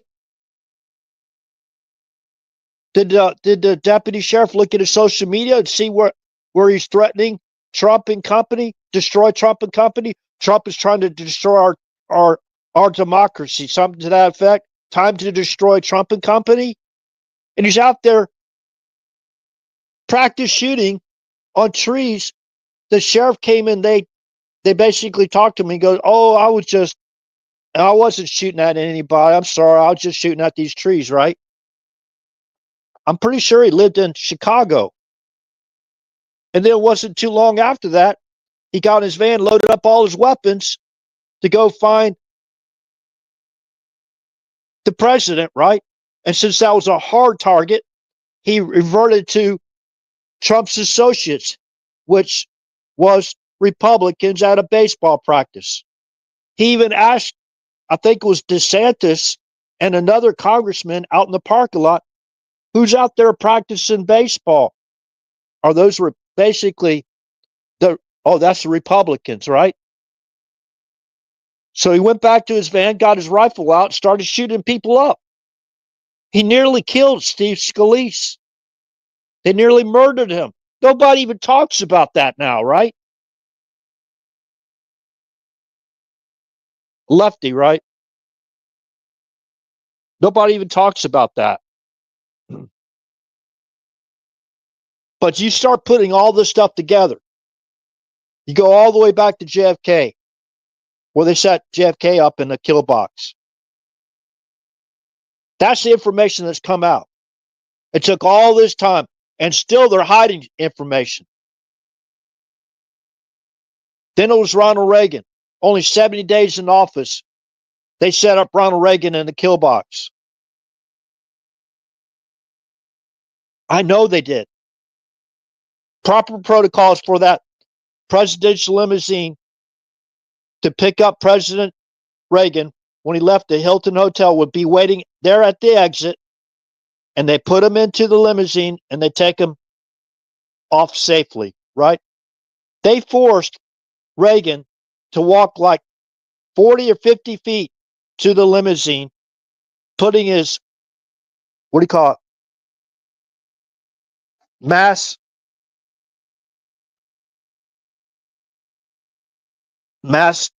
target, exposing his target to all those high level buildings in front of him, to his front right, like right quadrant, his front,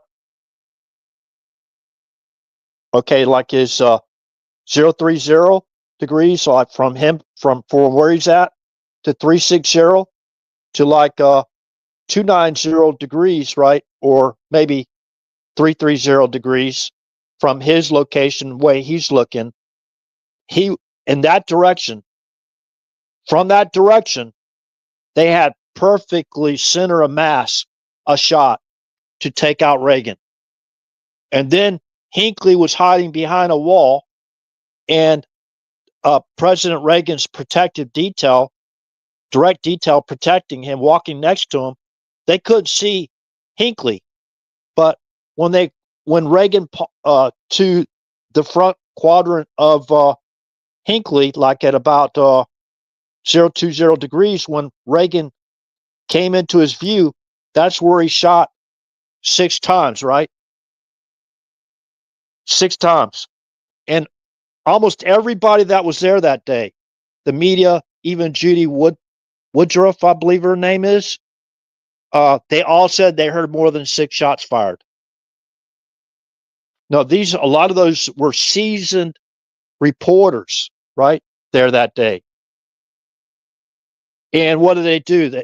They pushed Reagan into the back of the presidential limousine, and they took him to that Washington hospital in D.C. And if they'd taken him to Bethesda, he would have died. He would have died en route. That's how much blood he already lost. That's only 70 days into his presidency. John Hinckley Jr.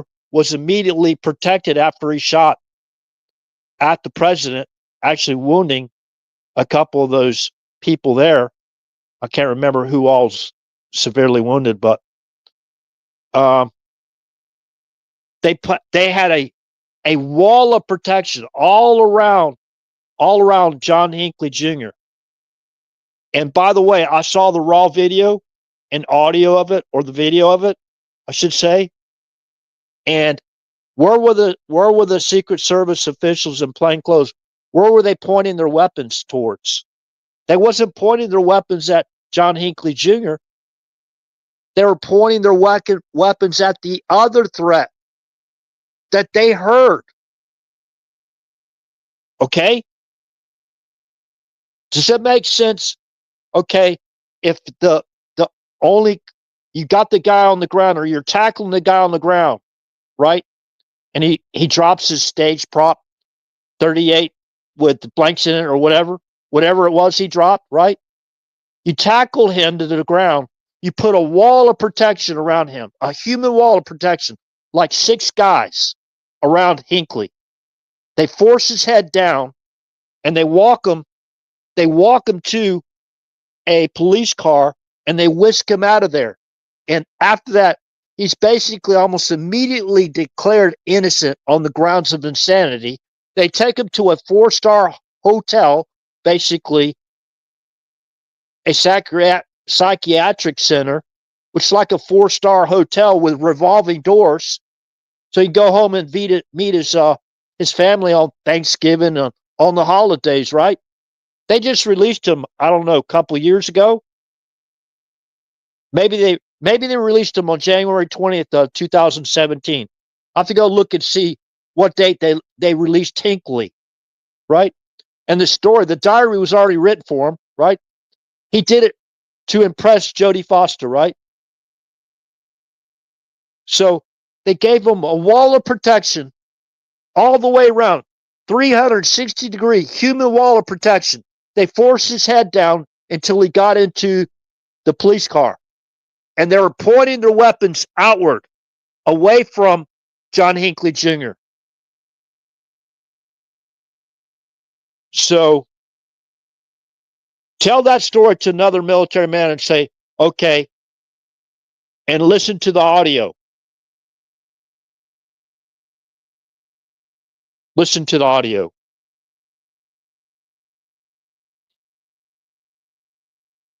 And then President Trump, multiple times, they put him up on a stage in the kill box. They already had that guy under surveillance. He had a rangefinder with him. They allowed him get up on that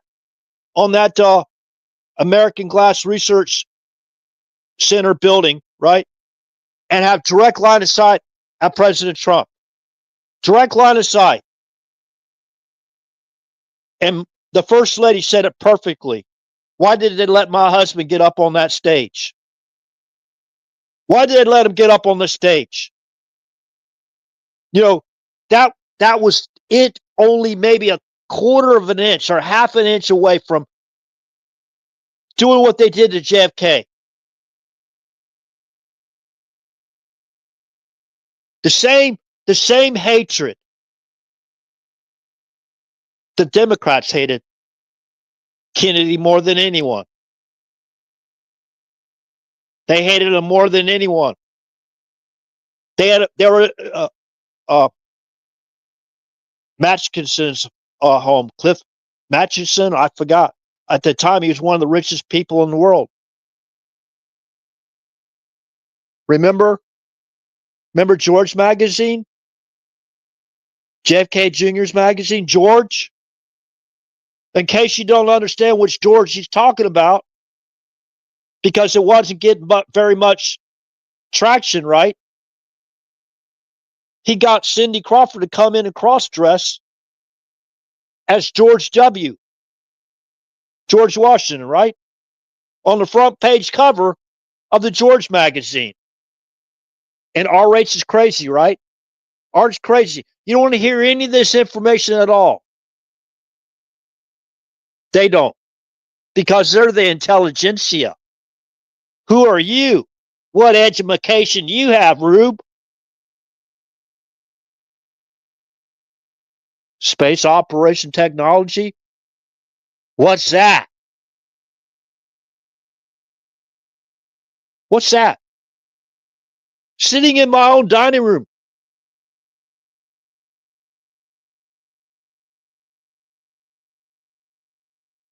First question out their mouth was, once they got into it, so we're sorry, headquarters is the one that told us to ask you these questions before they began.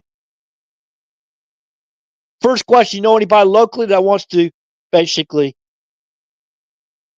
take out the president? I said, no, it's not locally, it's the intelligentsia.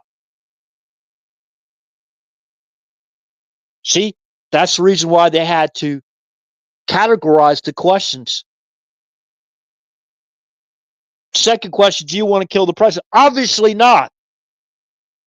Why the hell would I call the U.S. Secret Service headquarters office in Washington, D.C.,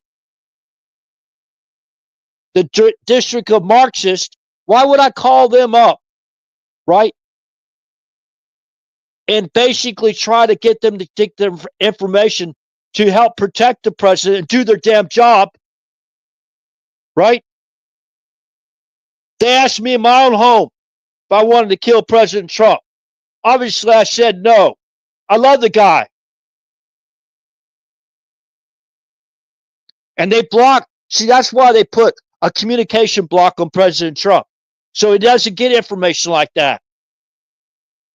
The CIA.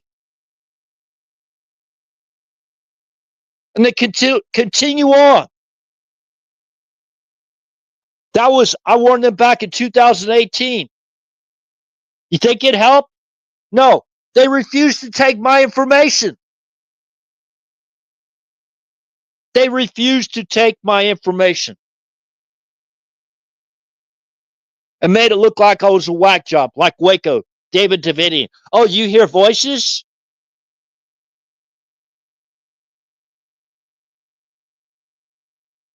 What kind of moral foundation do they have?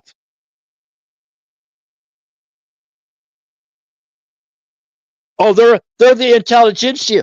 They think they're smarter than God himself. That they can, some of these people, I'm not saying all of them, I don't know about the people that came into my own home that said they were asking the questions for DC headquarters. They refused to take my information. We'll be watching you. And then they denied they said that.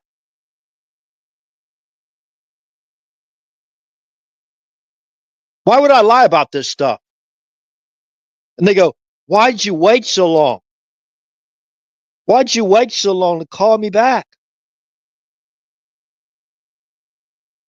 No, I called the station chief and asked for an apology. That's the least they could have done. They could destroy look what they've done to Trump. It's 10 times worse, 100 times, a million times worse than what they've done to some of us.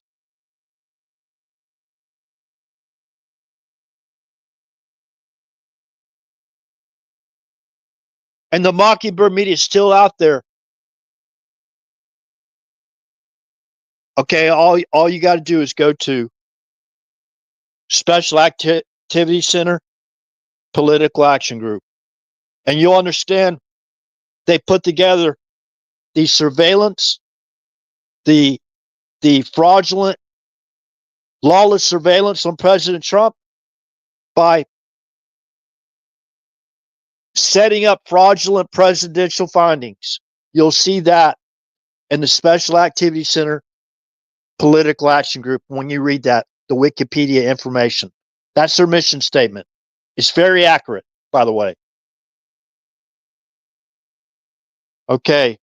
So my entire motive is, yeah, move on. No, I don't work for the moveon.org organization for Hillary Clinton, right? I don't go out there and bash people no matter who they are.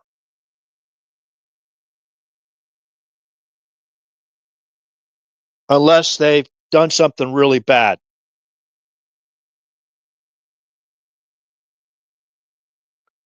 They said to us that Crooks had foreign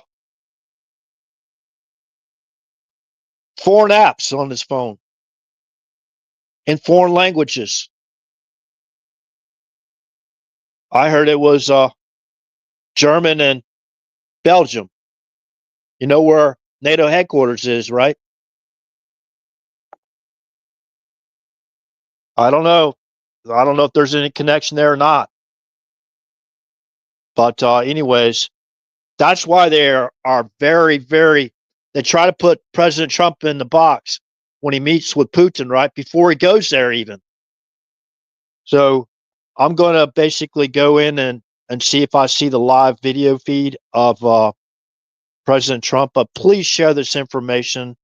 I know I've talked about this before, but these people need to be held accountable. Don't hold these people accountable to continue to do this over and over and again. Now, if you think about it in terms of deaths that these people have caused because they facilitated and directed an invasion into our country, which includes a foreign military and terrorist insurgency into our country, if you look at the deaths of fentanyl alone coming across that southwest border, alone, that caused hundreds of thousands of deaths. These people need to be held accountable, and the justification for that is Article 4, Section 4 of our United States Constitution. Please go out there and read it.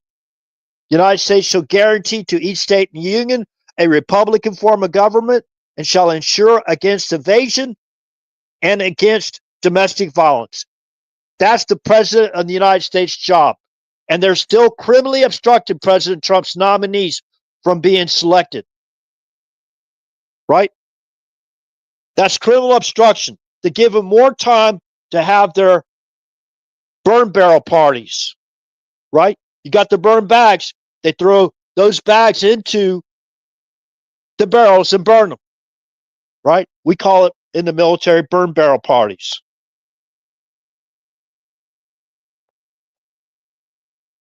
Okay, so I think I covered all the information. Now, earlier this morning, the live stream ended about, I think it was 3 o'clock. No, actually, I think it ended around 6 a.m. this morning. Please go check out that information. I think you find it highly interesting as far as the technology they had. And some people call it alien technology. Hey, you can't explain it any other way. Or it's the fallen, whatever. They had that knowledge, right? They were like angels, right? Go look at the Bible. Go read the books of Enoch. Go check out Revelation, Book of Revelation, where it talks about a third of the angels, rebellious angels to God. along with Satan, basically was cast out of heaven. Think about the technology they had way back then. Way back when, right? Think of the technology. When you're talking about the serpent, you're talking about Satan, you're talking about the dragon. Look at the far as the information I put out last night about Prue's Highland sites, right? And the flying serpent or the winged serpent. Remember how Elisha explained what he saw. There's more of us than there are of them, right? Was that go to Second Kings? Let me do that real quick. Bear with me, please. Give me a chance here.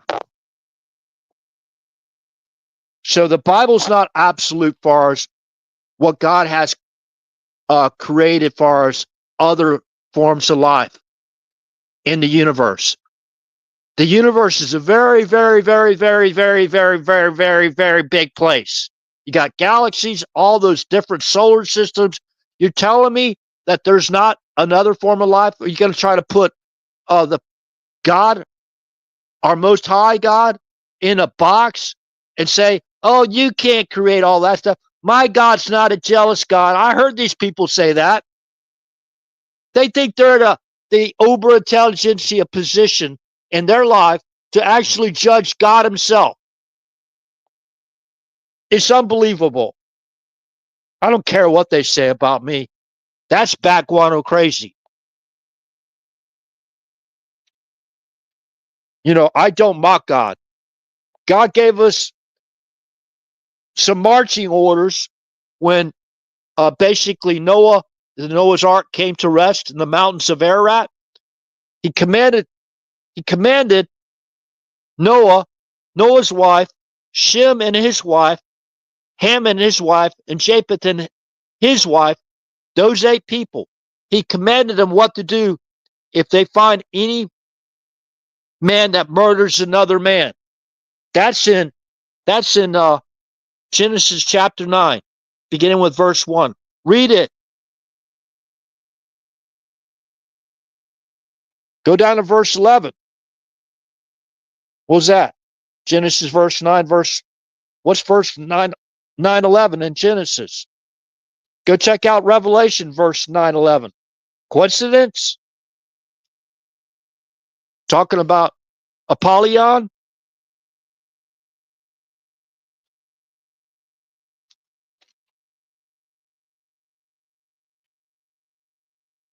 Well, it's a little bit further down. And I will establish my covenant with you, and neither shall all flesh be cut off any more by the waters of a flood, neither shall there any more be a flood to destroy the earth.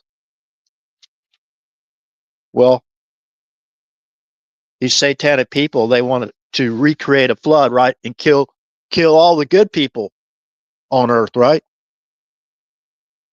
Especially believers. And God blessed Noah and his sons and said unto them, be fruitful and multiply and replenish the earth. And the fear of you and the dread of you shall be upon every beast of the air, and upon every fowl of the air, upon all that moveth upon the earth, and upon all the fishes of the sea. Into your hand are they delivered. Okay, stand by. I'm going to update Rumble real quick.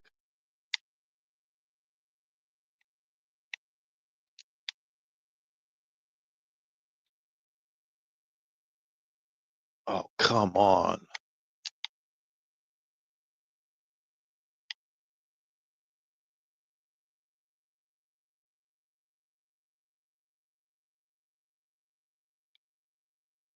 Let me go.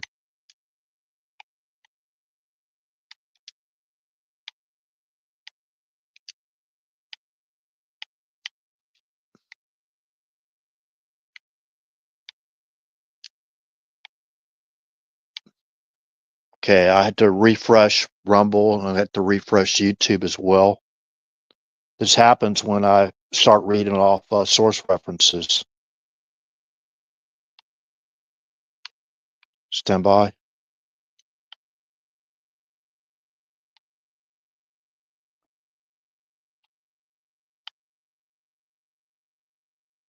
Yeah, there's a lot resting on this summit. Really, a lot resting on it. We're talking billions and billions of dollars, could lead to trillions of dollars at stake here.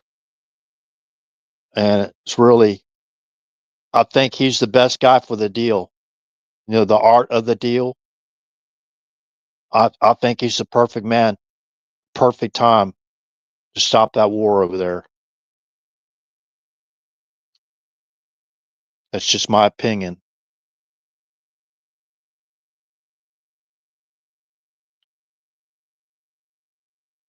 Okay, only one watching, and that's probably myself on YouTube. That's ridiculous.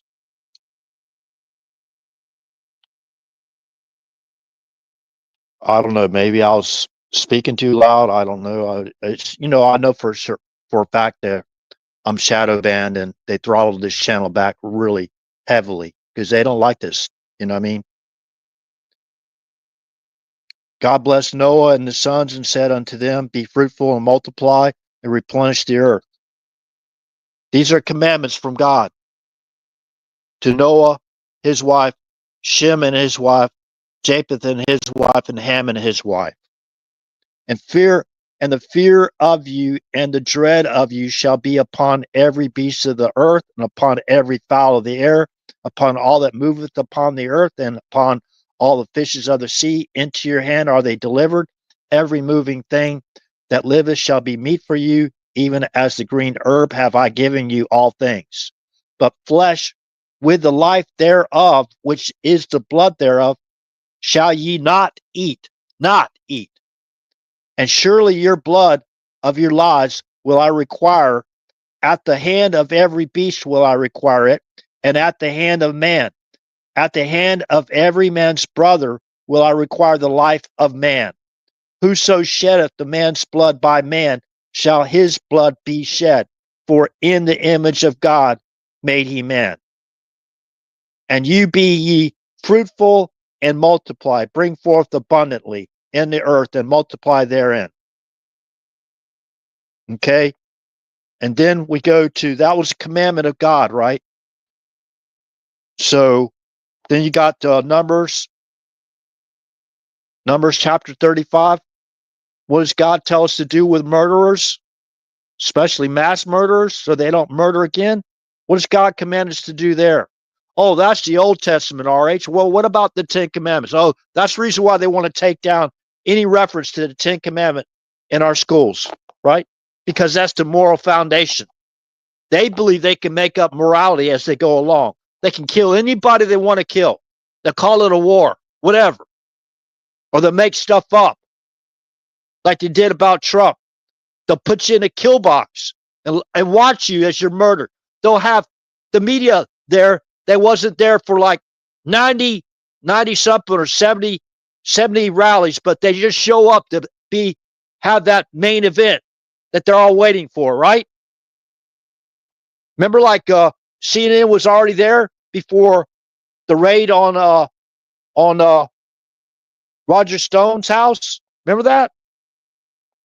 They had SWAT teams. They had amphibious operation going on. Frogmen. You got to be kidding me, right? So that makes for good TV, television. Oh, they treated Roger Stone like the most wanted terrorist in the world. And what they did to his wife as well. And when they raided Mar-a-Lago, these people need to be held accountable.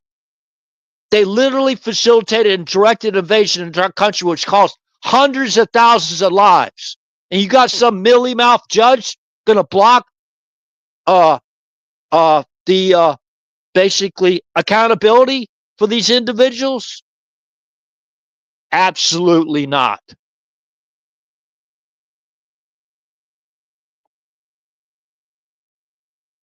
We got the law on our side. We should have the law on our side.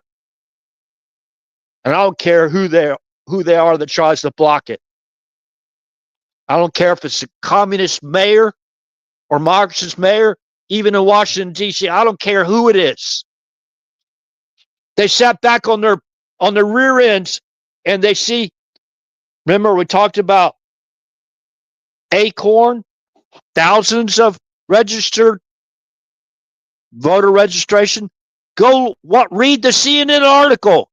It's in the archives.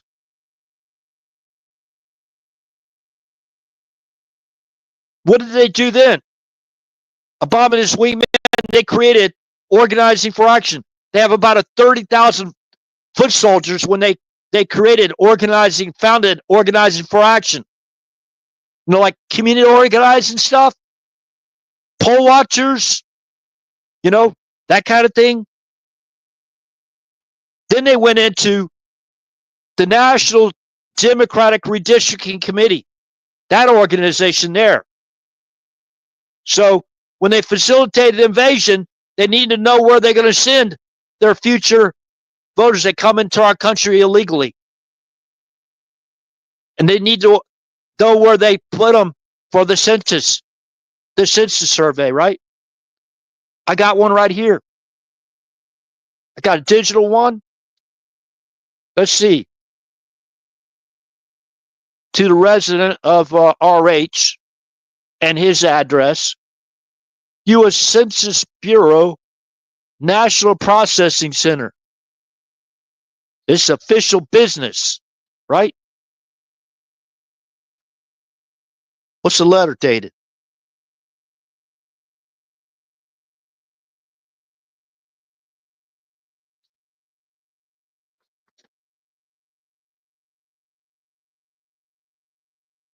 Hell, there's no date on this thing. Unbelievable.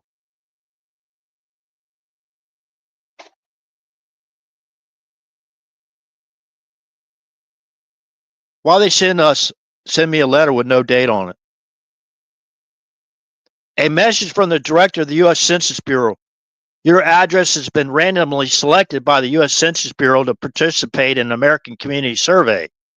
The Census Bureau conducts the survey each year to give our country an up-to-date picture of how we live, including our housing, education, and jobs. This is where they needed to have those, to direct those about 30, well, I heard it's 30 million people that they had invade our country, that they directed and facilitated the invasion for. About 20 to 30 million people, not just 10 million. And what do you think the duty is for the National Democratic Redistricting Committee? Go look it up. Go look it up for yourself. They're there to prevent gerrymandering. Are you kidding me? They're the professionals of gerrymandering.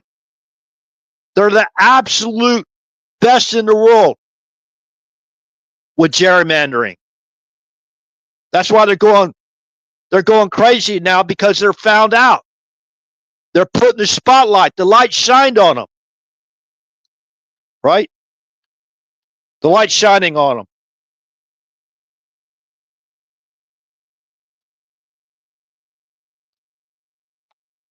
So anyways, yeah, this makes me upset. Do you hear any other channel talking in this type of detail? No, right? No, you don't. I haven't. Not in this type of detail.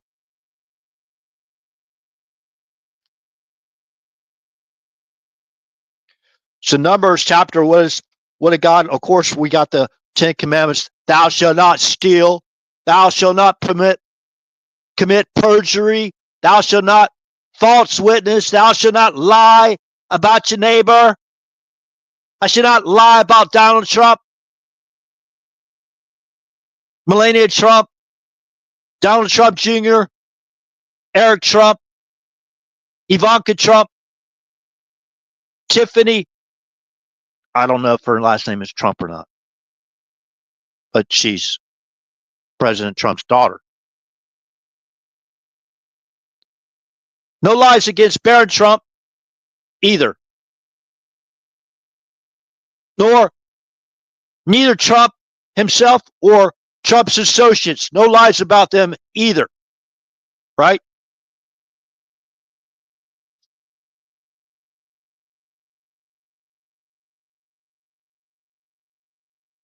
This is Numbers chapter 35, verse 30. Whoso killeth any person, the murderer, shall be put to death by the mouth of witnesses, but one witness shall not testify against any person to cause him to die. Why? Because it's one person's word against the other person's word. You have to have at least two credible witnesses. What I mean by that? Well, you say a guy says, "Okay, I saw the murder take place," and so were you there at the time? Oh no, I wasn't. I was in Jupiter. I was on Jupiter, the planet Jupiter. You think that's a credible witness? You think a person that says they think the R word, not like rapture, but rap, the rap word, you know, thinks it's sexy. You think that's a credible witness? Oh, you got to shut down your segment there, Mr. CIA guy, didn't you? Okay, so it's many other places as well. Let's go to this.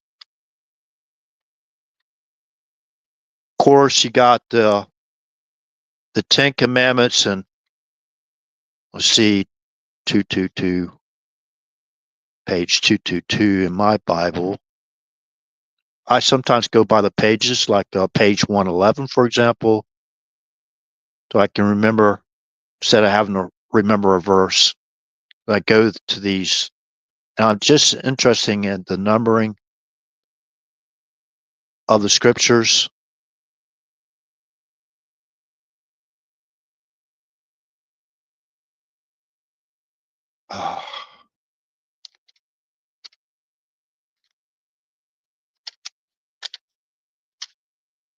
Stand by. Now, I'm not lecturing people here in the community. I'm kind of like, I'm not preaching at anybody. It's like preaching to the choir here. You know what I mean? So hopefully we can all become united as one to destroy this evil in our country before they totally destroy us all. Could you imagine these people? Could you imagine Biden has the nuclear football? Or did they give that to Nancy Pelosi or somebody else? Did they give the nuclear football to Kamala Harris? Probably did.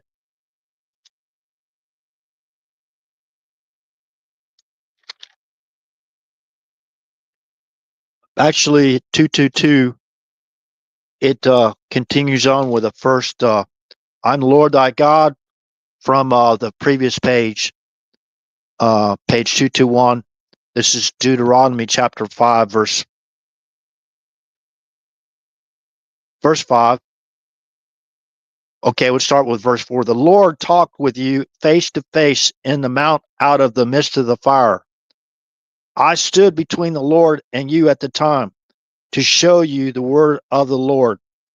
For ye were afraid by reason of the fire, and went not up into the mount, saying, I am the Lord thy God, which brought thee out of the land of Egypt from the house of bondage. Thou shalt have none other gods before me.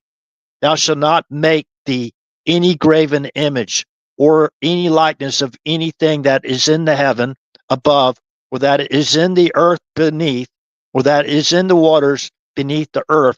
Thou shalt not bow down thyself unto them, nor serve them. For I am the Lord thy God, am a jealous God, visiting the iniquity of the fathers upon the children unto the third and fourth generation of them that hate me, and showing mercy unto the thousands of them that love me and keep my commandments. Thou shalt not take the name of the Lord thy God in vain, for the Lord will not hold him guiltless that taketh his name in vain. Keep the Sabbath day to sanctify it, as the Lord thy God hath commanded thee. 6 days thou shalt labor and do all thy work, but the seventh day is the Sabbath of the Lord thy God. In it thou shalt not do any work, thou nor thy son, nor thy daughter, nor any manservant, nor any maidservant, for thine ox, nor thine ass, nor any of thy cattle, nor thy stranger that is within thy gates, that the manservant and thy maidservant may rest as well as thou. And remember that thou wast a servant in the land of Egypt, and that the Lord thy God brought thee out thence through a mighty hand and by a stretched out arm. Therefore the Lord thy God commanded thee to keep the Sabbath day. Honor thy father and thy mother, as the Lord thy God hath commanded thee, that thy days may be prolonged, and that it may go well with thee in the land which the Lord thy God giveth thee. Thou shalt not kill, neither shalt thou commit adultery, neither shalt thou steal, neither shalt thou bear false witness against thy neighbor, neither shalt thou covet thy neighbor's wife, or covet thy neighbor's house, or his field, or his manservant, or his maidservant, his ox, or his ass, or anything that is thy neighbor's. These words the Lord spake unto all of your assembly, and the mount out of the midst of the fire, out of the cloud, and of the thick darkness, with a great voice. And he added no more. And he wrote them in 2 tablets of stone and delivered them unto me. That's Moses, right? So again,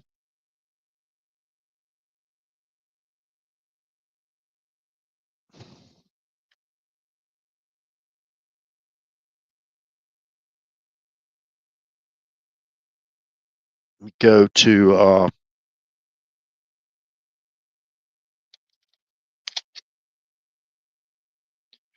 this is Deuteronomy chapter 18, verse 15. I want people to probably listen the best they can to this. Starting with Deuteronomy chapter 18, verse 15. The Lord thy God will raise up unto thee a prophet from the midst of thee, of thy brethren, like unto me. Unto him ye shall hearken, according to all that thou desirest of the Lord thy God in Horeb, in the day of the assembly, saying, Let me not hear again the voice of the Lord thy God, neither let me see this great fire any more, that I die not. And the Lord said unto me, They have well spoken that which they have spoken. I will raise them up a prophet from among their brethren, like unto thee, and I will put my words, like unto who? Like unto Moses. Lord our God raised up a prophet like unto Moses. I will raise them up a prophet from among their brethren, like unto thee, and will put my words in his mouth, and he shall speak unto them all that I shall command him. And it shall come to pass that whosoever will not hearken unto my words, which he shall speak in my name, I will require it of him. But the prophet which shall presume to speak a word in my name, which I have not commanded him to speak, or that shall speak in the name of other gods, even that prophet shall die. And if thou say in thine heart, How shall we know the word which the Lord hath not spoken? When a prophet speaketh in the name of the Lord, if the thing follow not, nor come to pass, that is the thing which the Lord hath not spoken, but the prophet hath spoken it presumptuously, thou shalt not be afraid of him. Okay? Then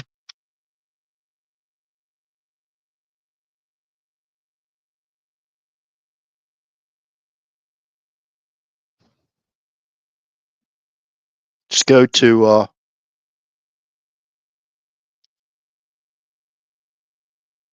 John chapter 17 real quick.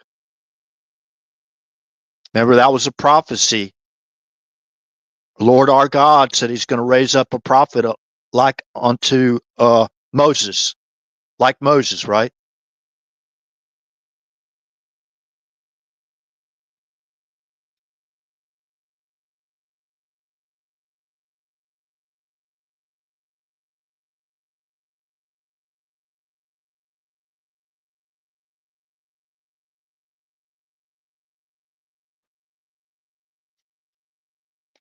Hopefully this dispels some false witnessing out there against Christians.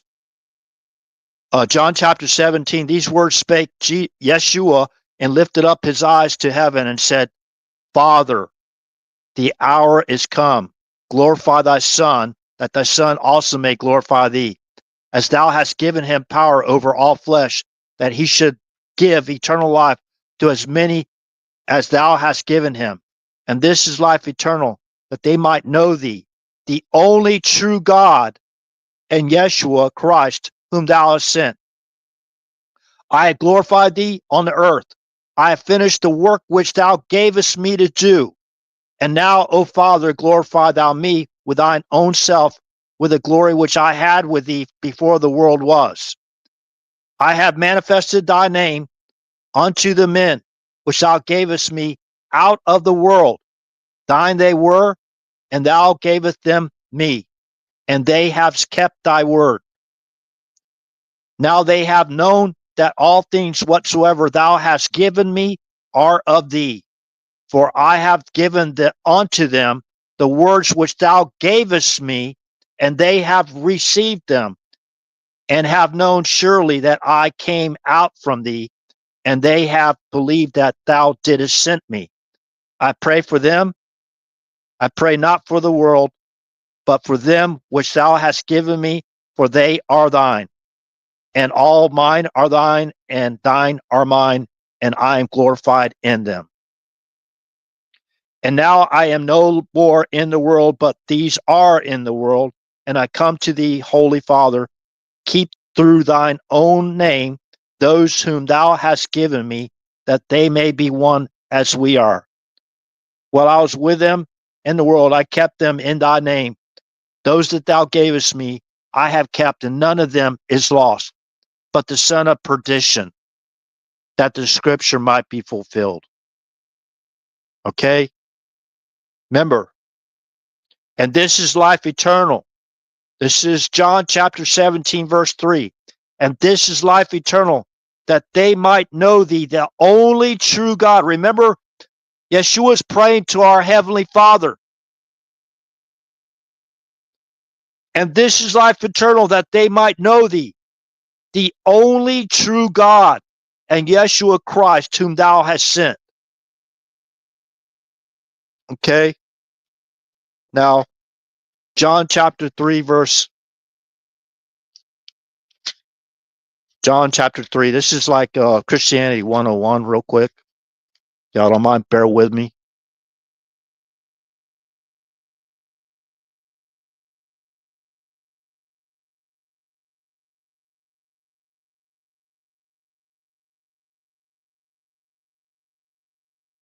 For God so, this is John chapter 3, verse 16. For God so loved the world that he gave his only begotten Son, that whosoever believeth in him should not perish, but have everlasting life. For God sent not his Son into the world to condemn the world, but that the world through him might be saved. He that believeth on him is not condemned, but he that believeth not is condemned already, because he hath not believed in the name of the only begotten Son of God. Okay? Okay, let's go to Hebrews chapter 4.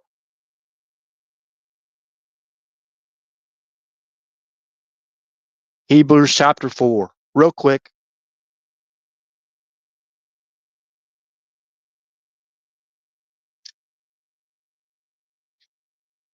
I believe it's chapter 4, verse 8.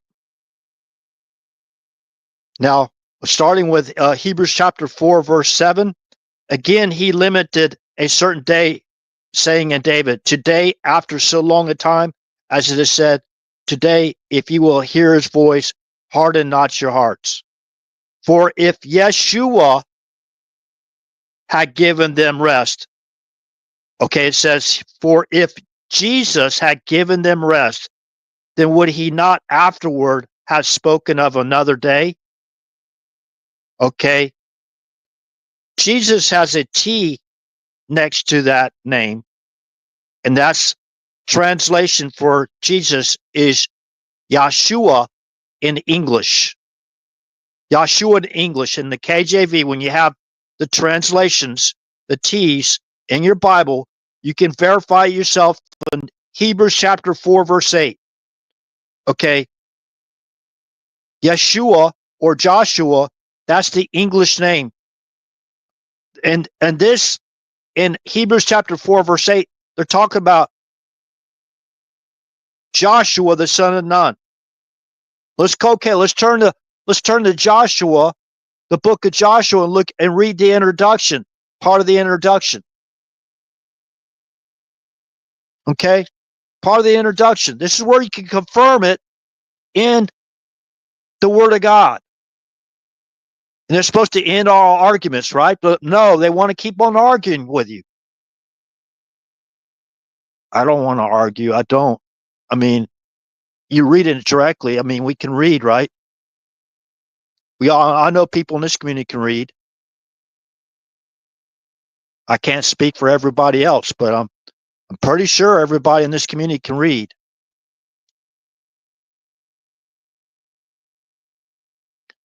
Book of Joshua, the introduction. The title of this book is appropriately named the Book of Joshua, or Yeshua, after its central figure, Joshua. His original name is Hosea, meaning salvation. But Moses evidently changes it to Yehoshua. That's the long version of what many call Jesus. And it means Yahweh is salvation. It means Yahweh is salvation. He is also called Yeshua, a shortened form of Yehoshua. This is the Hebrew equivalent to the Greek name. Now, I won't go there because the name has meaning. It means salvation. That's why we shouldn't change these names around. The Hebrew name has meaning. Yeshua was brought up in with a Hebrew Jewish custom following parents, Mother Mary and Joseph, right? Okay, you could say Joseph's like a foster dad, right? Okay, you can say that. Yeshua was born in what? And whose spirit was Yeshua born? Well, if you ever meet up with Mother Mary in heaven, you can ask her. Whose spirit? Let's go back to Genesis. Then this is self-explanatory.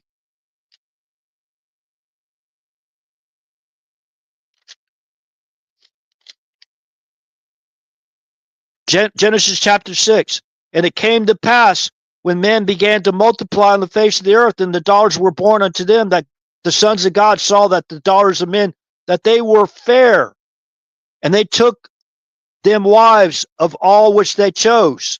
And the Lord said, my spirit shall not always strive with man, for that he also is flesh, yet his days shall be 120 years.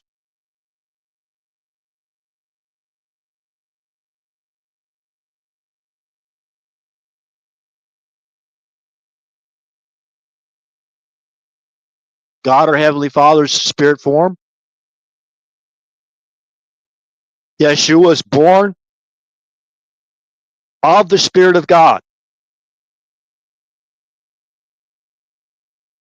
through Mother Mary and Joseph being like the foster father.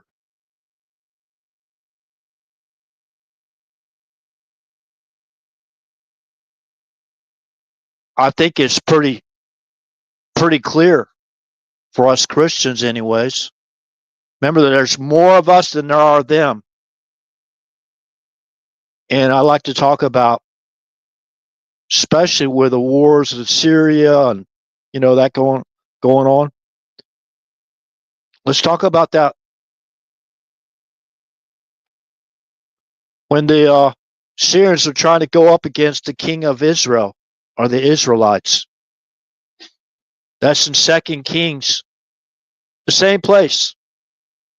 Remember? Gaza, the Philistines in Gaza, not the Palestinians, not the Palestinians. The Romans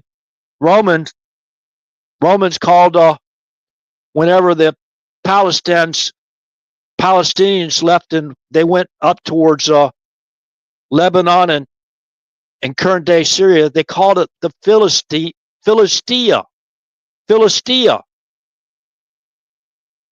Remember the joint kingdom, Israel, Judah? I mean, it's people from the river to the sea. They don't even know what they're talking about. There's never, ever a kingdom of Palestine. Never. It's not on any map. Remember? The Philistines, Goliath, the giants. That's why they don't want you to know that there were giants before. That's why the Smithsonian, I believe it is, they're hiding all the bones. Why? Because people of faith don't make good slaves. You can work a slave to death, right? 7 days a week. No day of rest at all for anyone in your house, right? For them.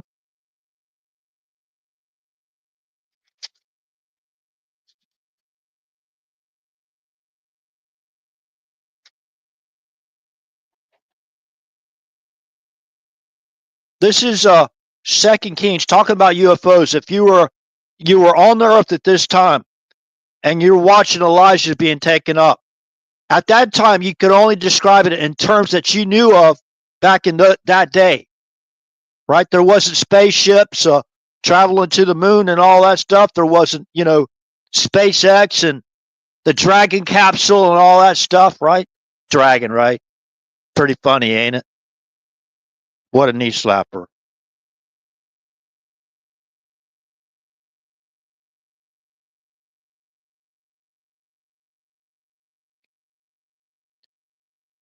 And this is 2 Kings,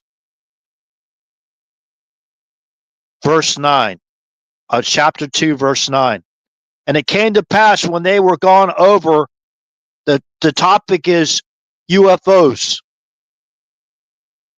We don't have to say UAVs, unknown, unexplained aerial vehicle, right? You don't need to change it.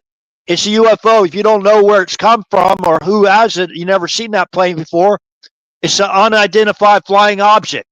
That's what it's called. And it came to pass when they were gone over that Elijah said unto Elisha, ask what I shall do for thee before I be taken away from thee. And Elisha said, I pray thee, let a double portion of thy spirit be upon me. Verse 10, 2 Kings chapter 2, verse 10. And he said, thou hast asked a hard thing. Nevertheless, if thou see me in that dimension, right? It doesn't say in that dimension, but if thou see me when I am taken from thee, it shall be so unto thee. But if not, it shall not be so. Why? Because if God didn't allow Elisha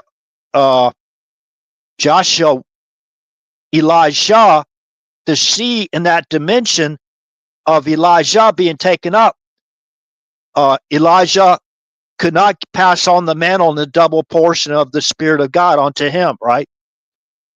And it came to pass, as they still went on and talked, that behold, there appeared a chariot of fire and horses of fire, and parted them both asunder. It would split them apart.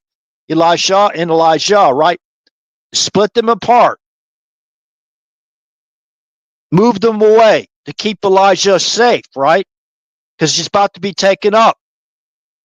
Not by the fiery serpent, right? Or the flying serpent, right? From the highlands of Peru. No. And it came to pass that still went on and talked, that they still went on and talked, that behold, there appeared a chariot of fire and horses of fire, and parted them both asunder. And Elijah went up by a whirlwind unto heaven.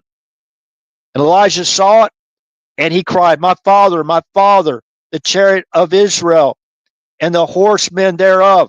And he saw him no more, and he took hold of his own clothes, and he rent them in two pieces. He took up also the mantle of Elijah that fell from him, and went back and stood by the bank of Jordan. So he witnessed it. In that day, Elijah could only explain that UFO as a chariot of fire with a horseman of God, right? So when you hear a stampede, right?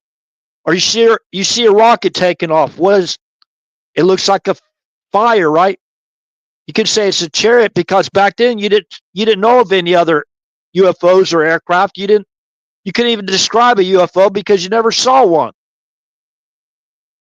So God gave Elijah the ability to see in that dimension, to see that aircraft, like a stealth aircraft we have today. If Elijah was sitting on the radar scope, maybe God would show him that track, that radar data. You can initiate on that radar data, and everybody else said, hey, what are you initiating on, RH? What are you doing?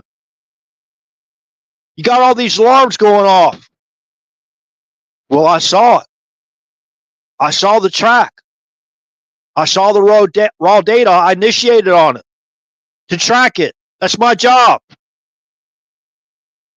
They would think I was crazy, right? Think I'm hearing voices, right?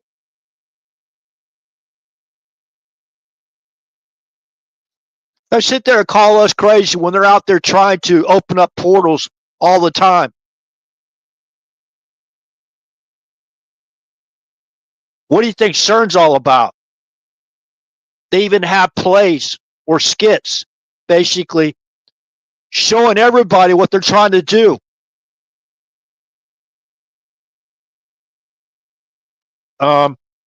Let's go to, okay. So another example of seeing in that dimension and God gifting certain people to see one of those gifts, that gift, to see into another dimension.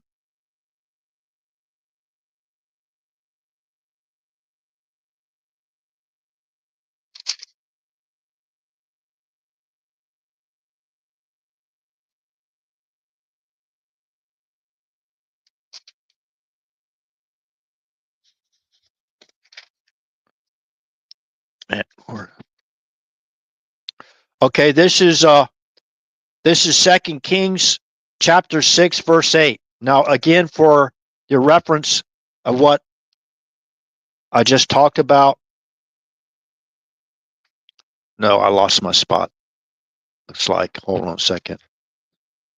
All you have to do is rewind. And it came to pass when the Lord would take up Elijah, that's into heaven by a whirlwind, that Elijah went with Elisha from Gilgal. Okay, that's 2 Kings chapter 2. So if you were able to see in that dimension, you would think those were, in today's times, a UFO, right? That basically, you have radar cloaking devices now and all that stuff, right? What do you think, say, a native in South America, right?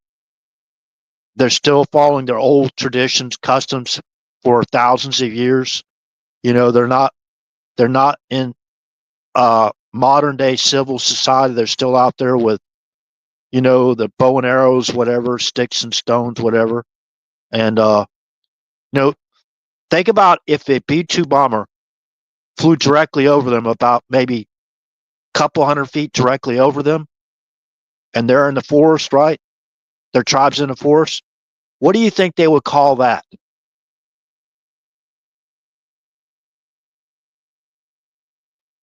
What do you think they would call that? What is that? Maybe they would call it that. I don't know. In their language.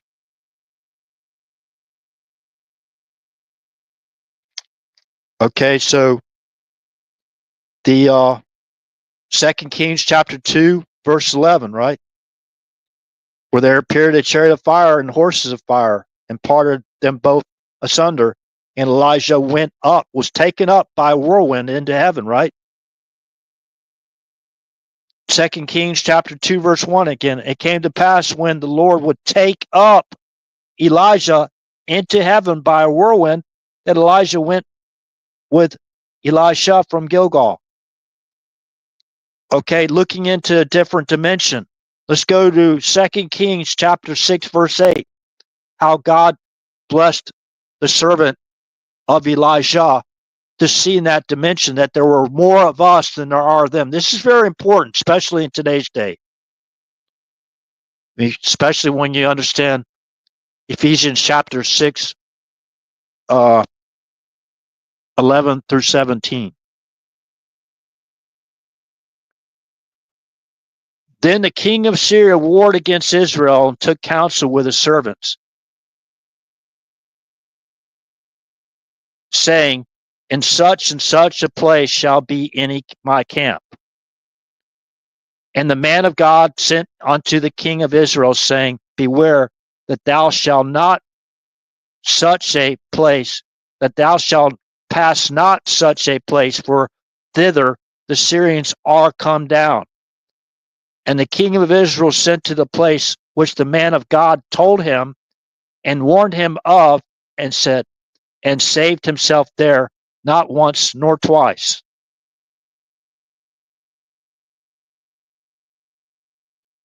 So the king of Israel sent to the place which the man of God told him, and warned him of, and saved himself, not once nor twice. So he listened to the warning of Elisha, right? And went to the place where Elijah told him to go, and it saved his life. Not once, but twice. So it reminds me of what's going on now. Okay. Therefore, the heart of the king of Syria was sore troubled for this thing. And he called his servants and said unto them, will ye not show me which of us is for the king of Israel? And one of his servants said, none, my lord, O king, but Elisha, the prophet that is in Israel, tell the king of Israel the words that thou speakest in thy bedchambers. And he said, go and spy where he is, that I may send and fetch him. And it was told him, saying, behold, he is in Dothan. Therefore sent he thither horses and chariots and a great host. And they came by night and compassed the city about. And when the servant of the man of God was risen early and gone forth, behold, an host compassed the city both with horses and chariots. And his servant said unto him, alas, my master, how shall we do? And he answered, fear not, for they that be with us are more than they that be with them. And Elijah prayed and said, Lord, I pray thee, open his eyes that he may see. And the Lord opened the eyes of the young man, and he saw and beheld. The mountain was full of horses and chariots of fire round about Elisha. And when they came down to him, Elijah prayed unto the Lord and said, smite this people, I pray thee, with blindness. And he smote them with blindness according to the word of Elisha. Okay, so here God heard the prayers of Elijah to open the eyes of his servant so he could see, he could see that there were more with us than there are of them. Being able to see in a different dimension, being blessed to be able to see things that other people can't see.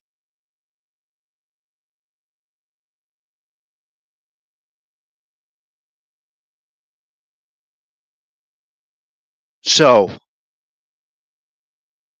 okay, so again, going back to the reason why I call the show, wanted to call it Acts, but I'm going to go back and I think I'm going to call it RH because I think that's where I lost a lot of followers. I'm not sure, but I do know I'm still being shadow banned and throttled back where people can't hear this live stream.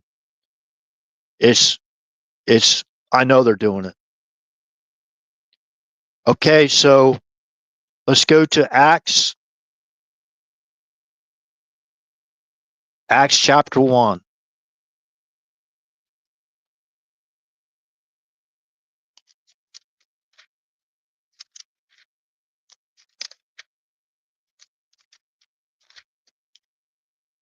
Real quick.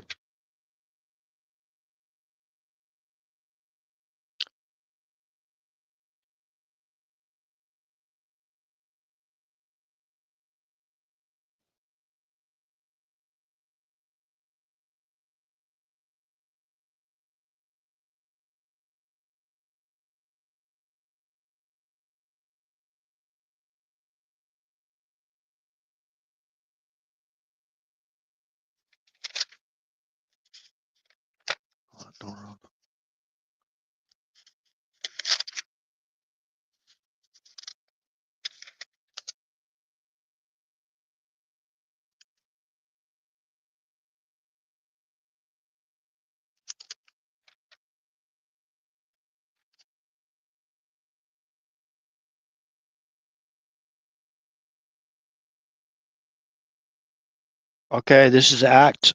If you actually go to Acts chapter 1, verse 11, that's what I'm referring to the area 1:11. The area was Galilee.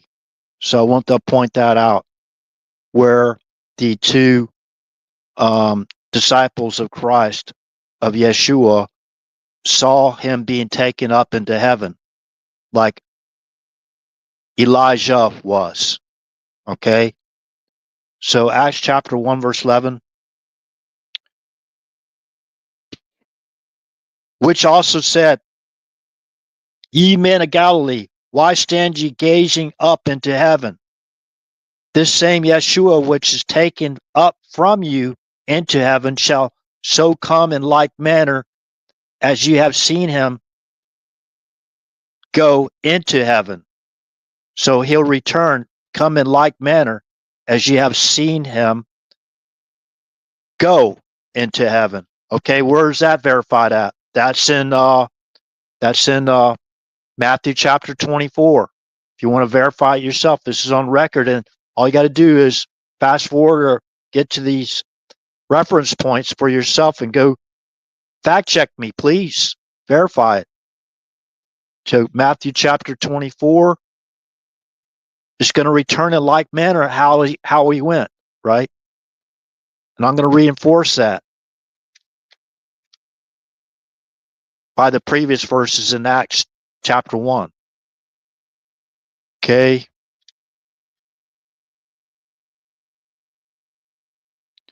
This is Matthew chapter 24, verse 30. Well, now let me go back start with verse 29. Immediately after the tribulation of those days shall the sun be darkened, and the moon shall not give her light, and the stars shall fall from heaven, and the powers of the heavens shall be shaken. And then shall appear the sign of the Son of Man in heaven. And then shall all the tribes of the earth mourn, and they shall see the Son of Man coming in the clouds of heaven with power and great glory. And he shall send his angels with a great sound of a trumpet. They shall gather together his elect from the four winds, from one end of heaven to the other. Okay? Let's further verify this in Acts chapter 1. See, when he returns,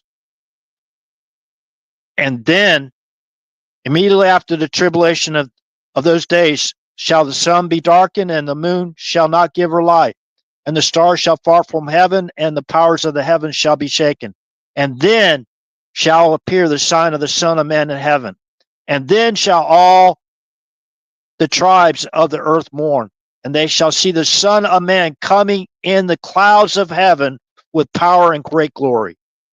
Okay, Acts chapter, remember going back to chapter 1, verse 11, which also said, ye men of Galilee, why stand ye gazing up into heaven? This same Yeshua, which is taken up from you into heaven, shall so come in like manner as ye have seen him go into heaven. Let's back up. Let's go back to Acts chapter 1, verse 7. And he said unto them, it is not for you to know the times or the seasons which the Father hath put in his own power, but ye shall receive the power after that the Holy Spirit is come upon you. It says Holy Ghost, but Holy Spirit is come upon you, and ye shall be witnesses unto me both in Jerusalem and in all of Judea and in Samaria and unto the uttermost part of the earth. And when he had spoken these things, while they beheld, he was taken up, and a cloud received him out of their sight. And while they looked steadfastly towards heaven as he went up, behold, two men stood by them in white apparel, which also said, ye men of Galilee, why stand ye gazing up into heaven? This same Yeshua, which is taken up from you into heaven, shall so come in like manner as ye have seen him go into heaven. Okay? So, Revelation chapter 9, verse 11.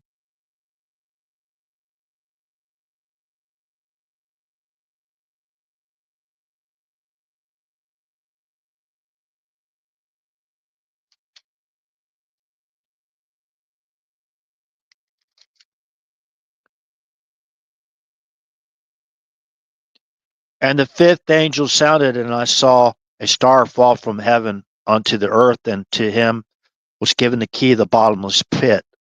That's chapter 9, verse 1, Revelation. 9, verse 11. And they had a king over them, which is the angel of the bottomless pit, whose name in the Hebrew tongue is Abaddon. It's A-B, capital A, lowercase B-A-D-D-O-N. But in the Greek tongue, hath his name Apollyon, right? Okay, that's 9 verse 11. Okay, and let's go.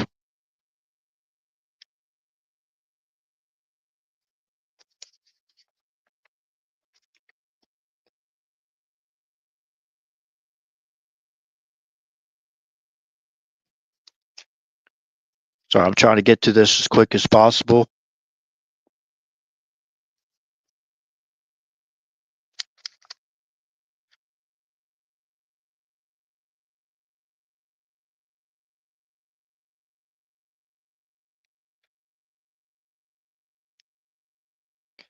Okay, this is very important. Revelation chapter 12, verse 10, not to add or take away from the book of Revelation.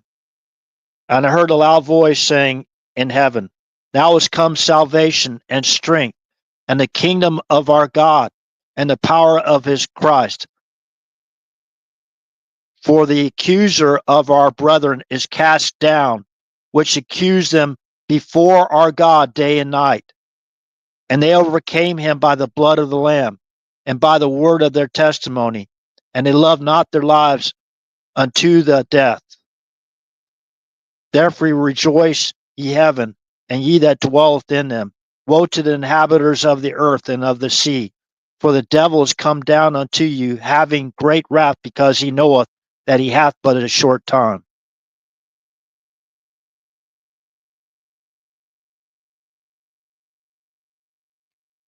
And going back to Revelation chapter 12, verse 9, okay, not to add or take away again. And the great dragon was cast out, that old serpent called the devil and Satan, which deceiveth the whole world. He was cast out into the earth, and his angels were cast out with him. Okay?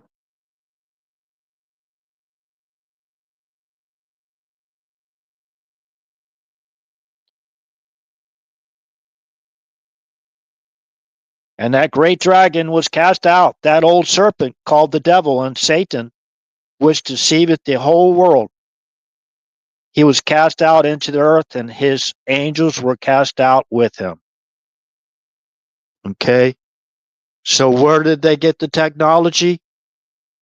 In the highlands of Peru to build those massive mega structures like pyramids of the flying serpent, right? The pyramid of the sun and the pyramid of the moon.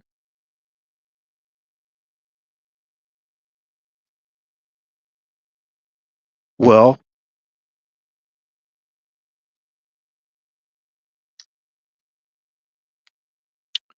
I think we're starting to get a better, clearer picture, right?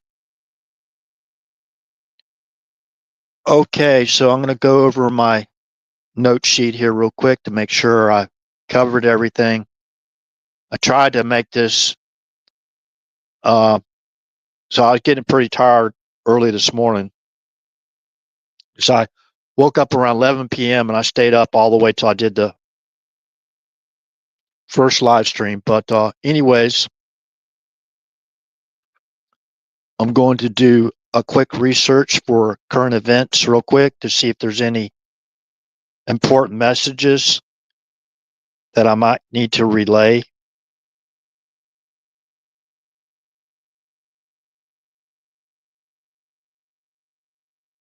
So President Trump meets Putin, right? So looks like Putin was there to greet him when he flew in. He was already there, and I guess not Russia, Alaska at Elmendorf, and walked out and greeted President Trump when he landed. Air Force One landed, right? So I pray, let's all pray that they can basically arrive at a ceasefire and peace treaty. More importantly, the peace treaty. Okay. Now, we know that Putin or Russia does not want Ukraine to join NATO. Let's go back to our promises we made, not 1 inch further eastward. So if somebody believes that's ridiculous, whatever, that's fine. But also Russia has to understand it was the Ukrainian Nikita Khrushchev that basically made Ukraine independent based on that territory back then. Now, there might be some problems with Russia's relinquished territory that they had, like in Crimea, Sevastopol, for one, that they had in their physical possession for over 200 years. So I think that's good why President Trump is trying to work out a ceasefire and peace treaty with Putin directly, because a lot of this posturing has to do with money, right? And energy, like natural gas and oil, whatever, you know. So that's a lot at stake here in that meeting, and please help that God guides President Trump to a solution that's agreeable with President Trump and Putin, and follow on agreed by the leaders of Ukraine, obviously, and leaders of Europe. So pray for our safety, pray for our country. We need it. There's a serious spiritual spiritual battle going on now. And I just refer everybody to Ephesians chapter 11, or chapter 6, verse 11, going to verse 17. And I can go ahead and read that for everyone here. On this little book here I got, it's on the back cover, so it's in a very easy place. Put on the whole armor of God, that ye may be able to stand against the wiles of the devil. For we wrestle not against flesh and blood, but against principalities, against powers, against the rulers of the darkness of this world, against spiritual wickedness in high places. Wherefore take unto you the whole armor of God, that ye may be able to withstand in the evil day, and having done all to stand. Stand therefore, having your loins girt about with truth, and having on the breastplate of righteousness, and your feet shod with the preparation of the gospel of peace. Above all, taking the shield of faith, wherewith ye shall be able to quench all the fiery darts of the wicked, and take the helmet of salvation, and the sword of the Spirit, which is the word of God. Okay, Ephesians chapter 6, verse 18.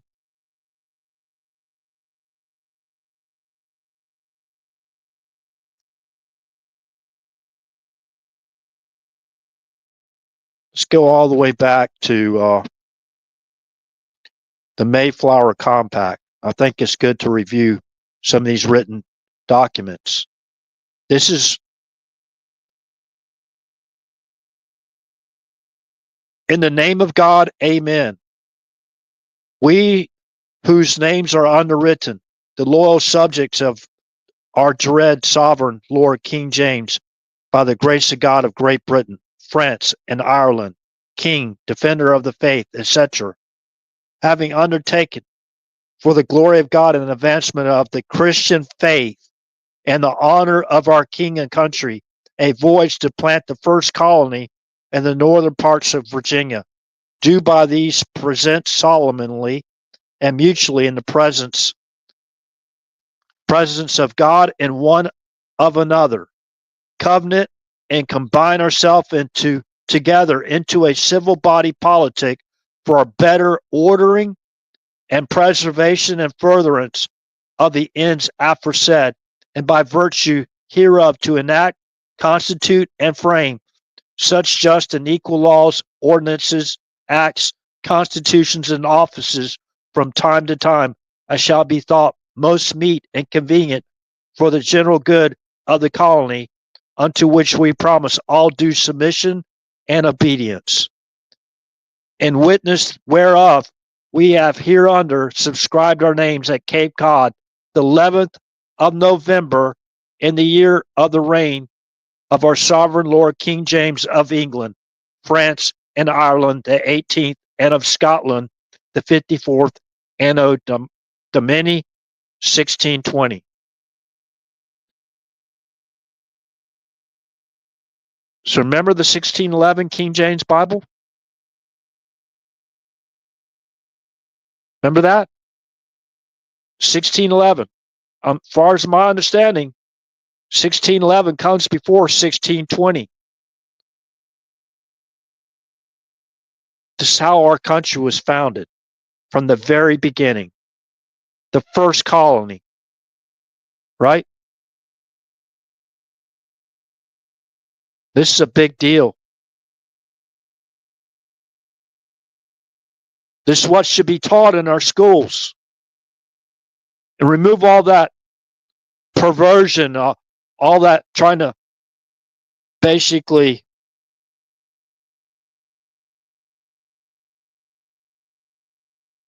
never mind. You know what I'm going to say, right?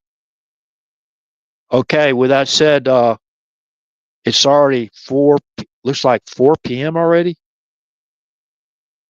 Going on 4 p.m. here in a couple minutes. I'm going to get back and see if I can watch please go back, and this is really packed full with a lot of information, this live stream. I think both of them are. Now, I was a little bit, you can call it discombobulated in the live stream that I conducted that last night, because I think it's very important. And even though there is not anybody here now, we still, I believe in the power of prayer. Please pray for our country. Please pray for peace. That we get a ceasefire deal signed, and we stop all these wars. Okay. And with that said, and God we trust, and everybody else we need to trust but verify. And good day, good evening, good morning, wherever you're from. This concludes the live stream, and God bless you. Bye.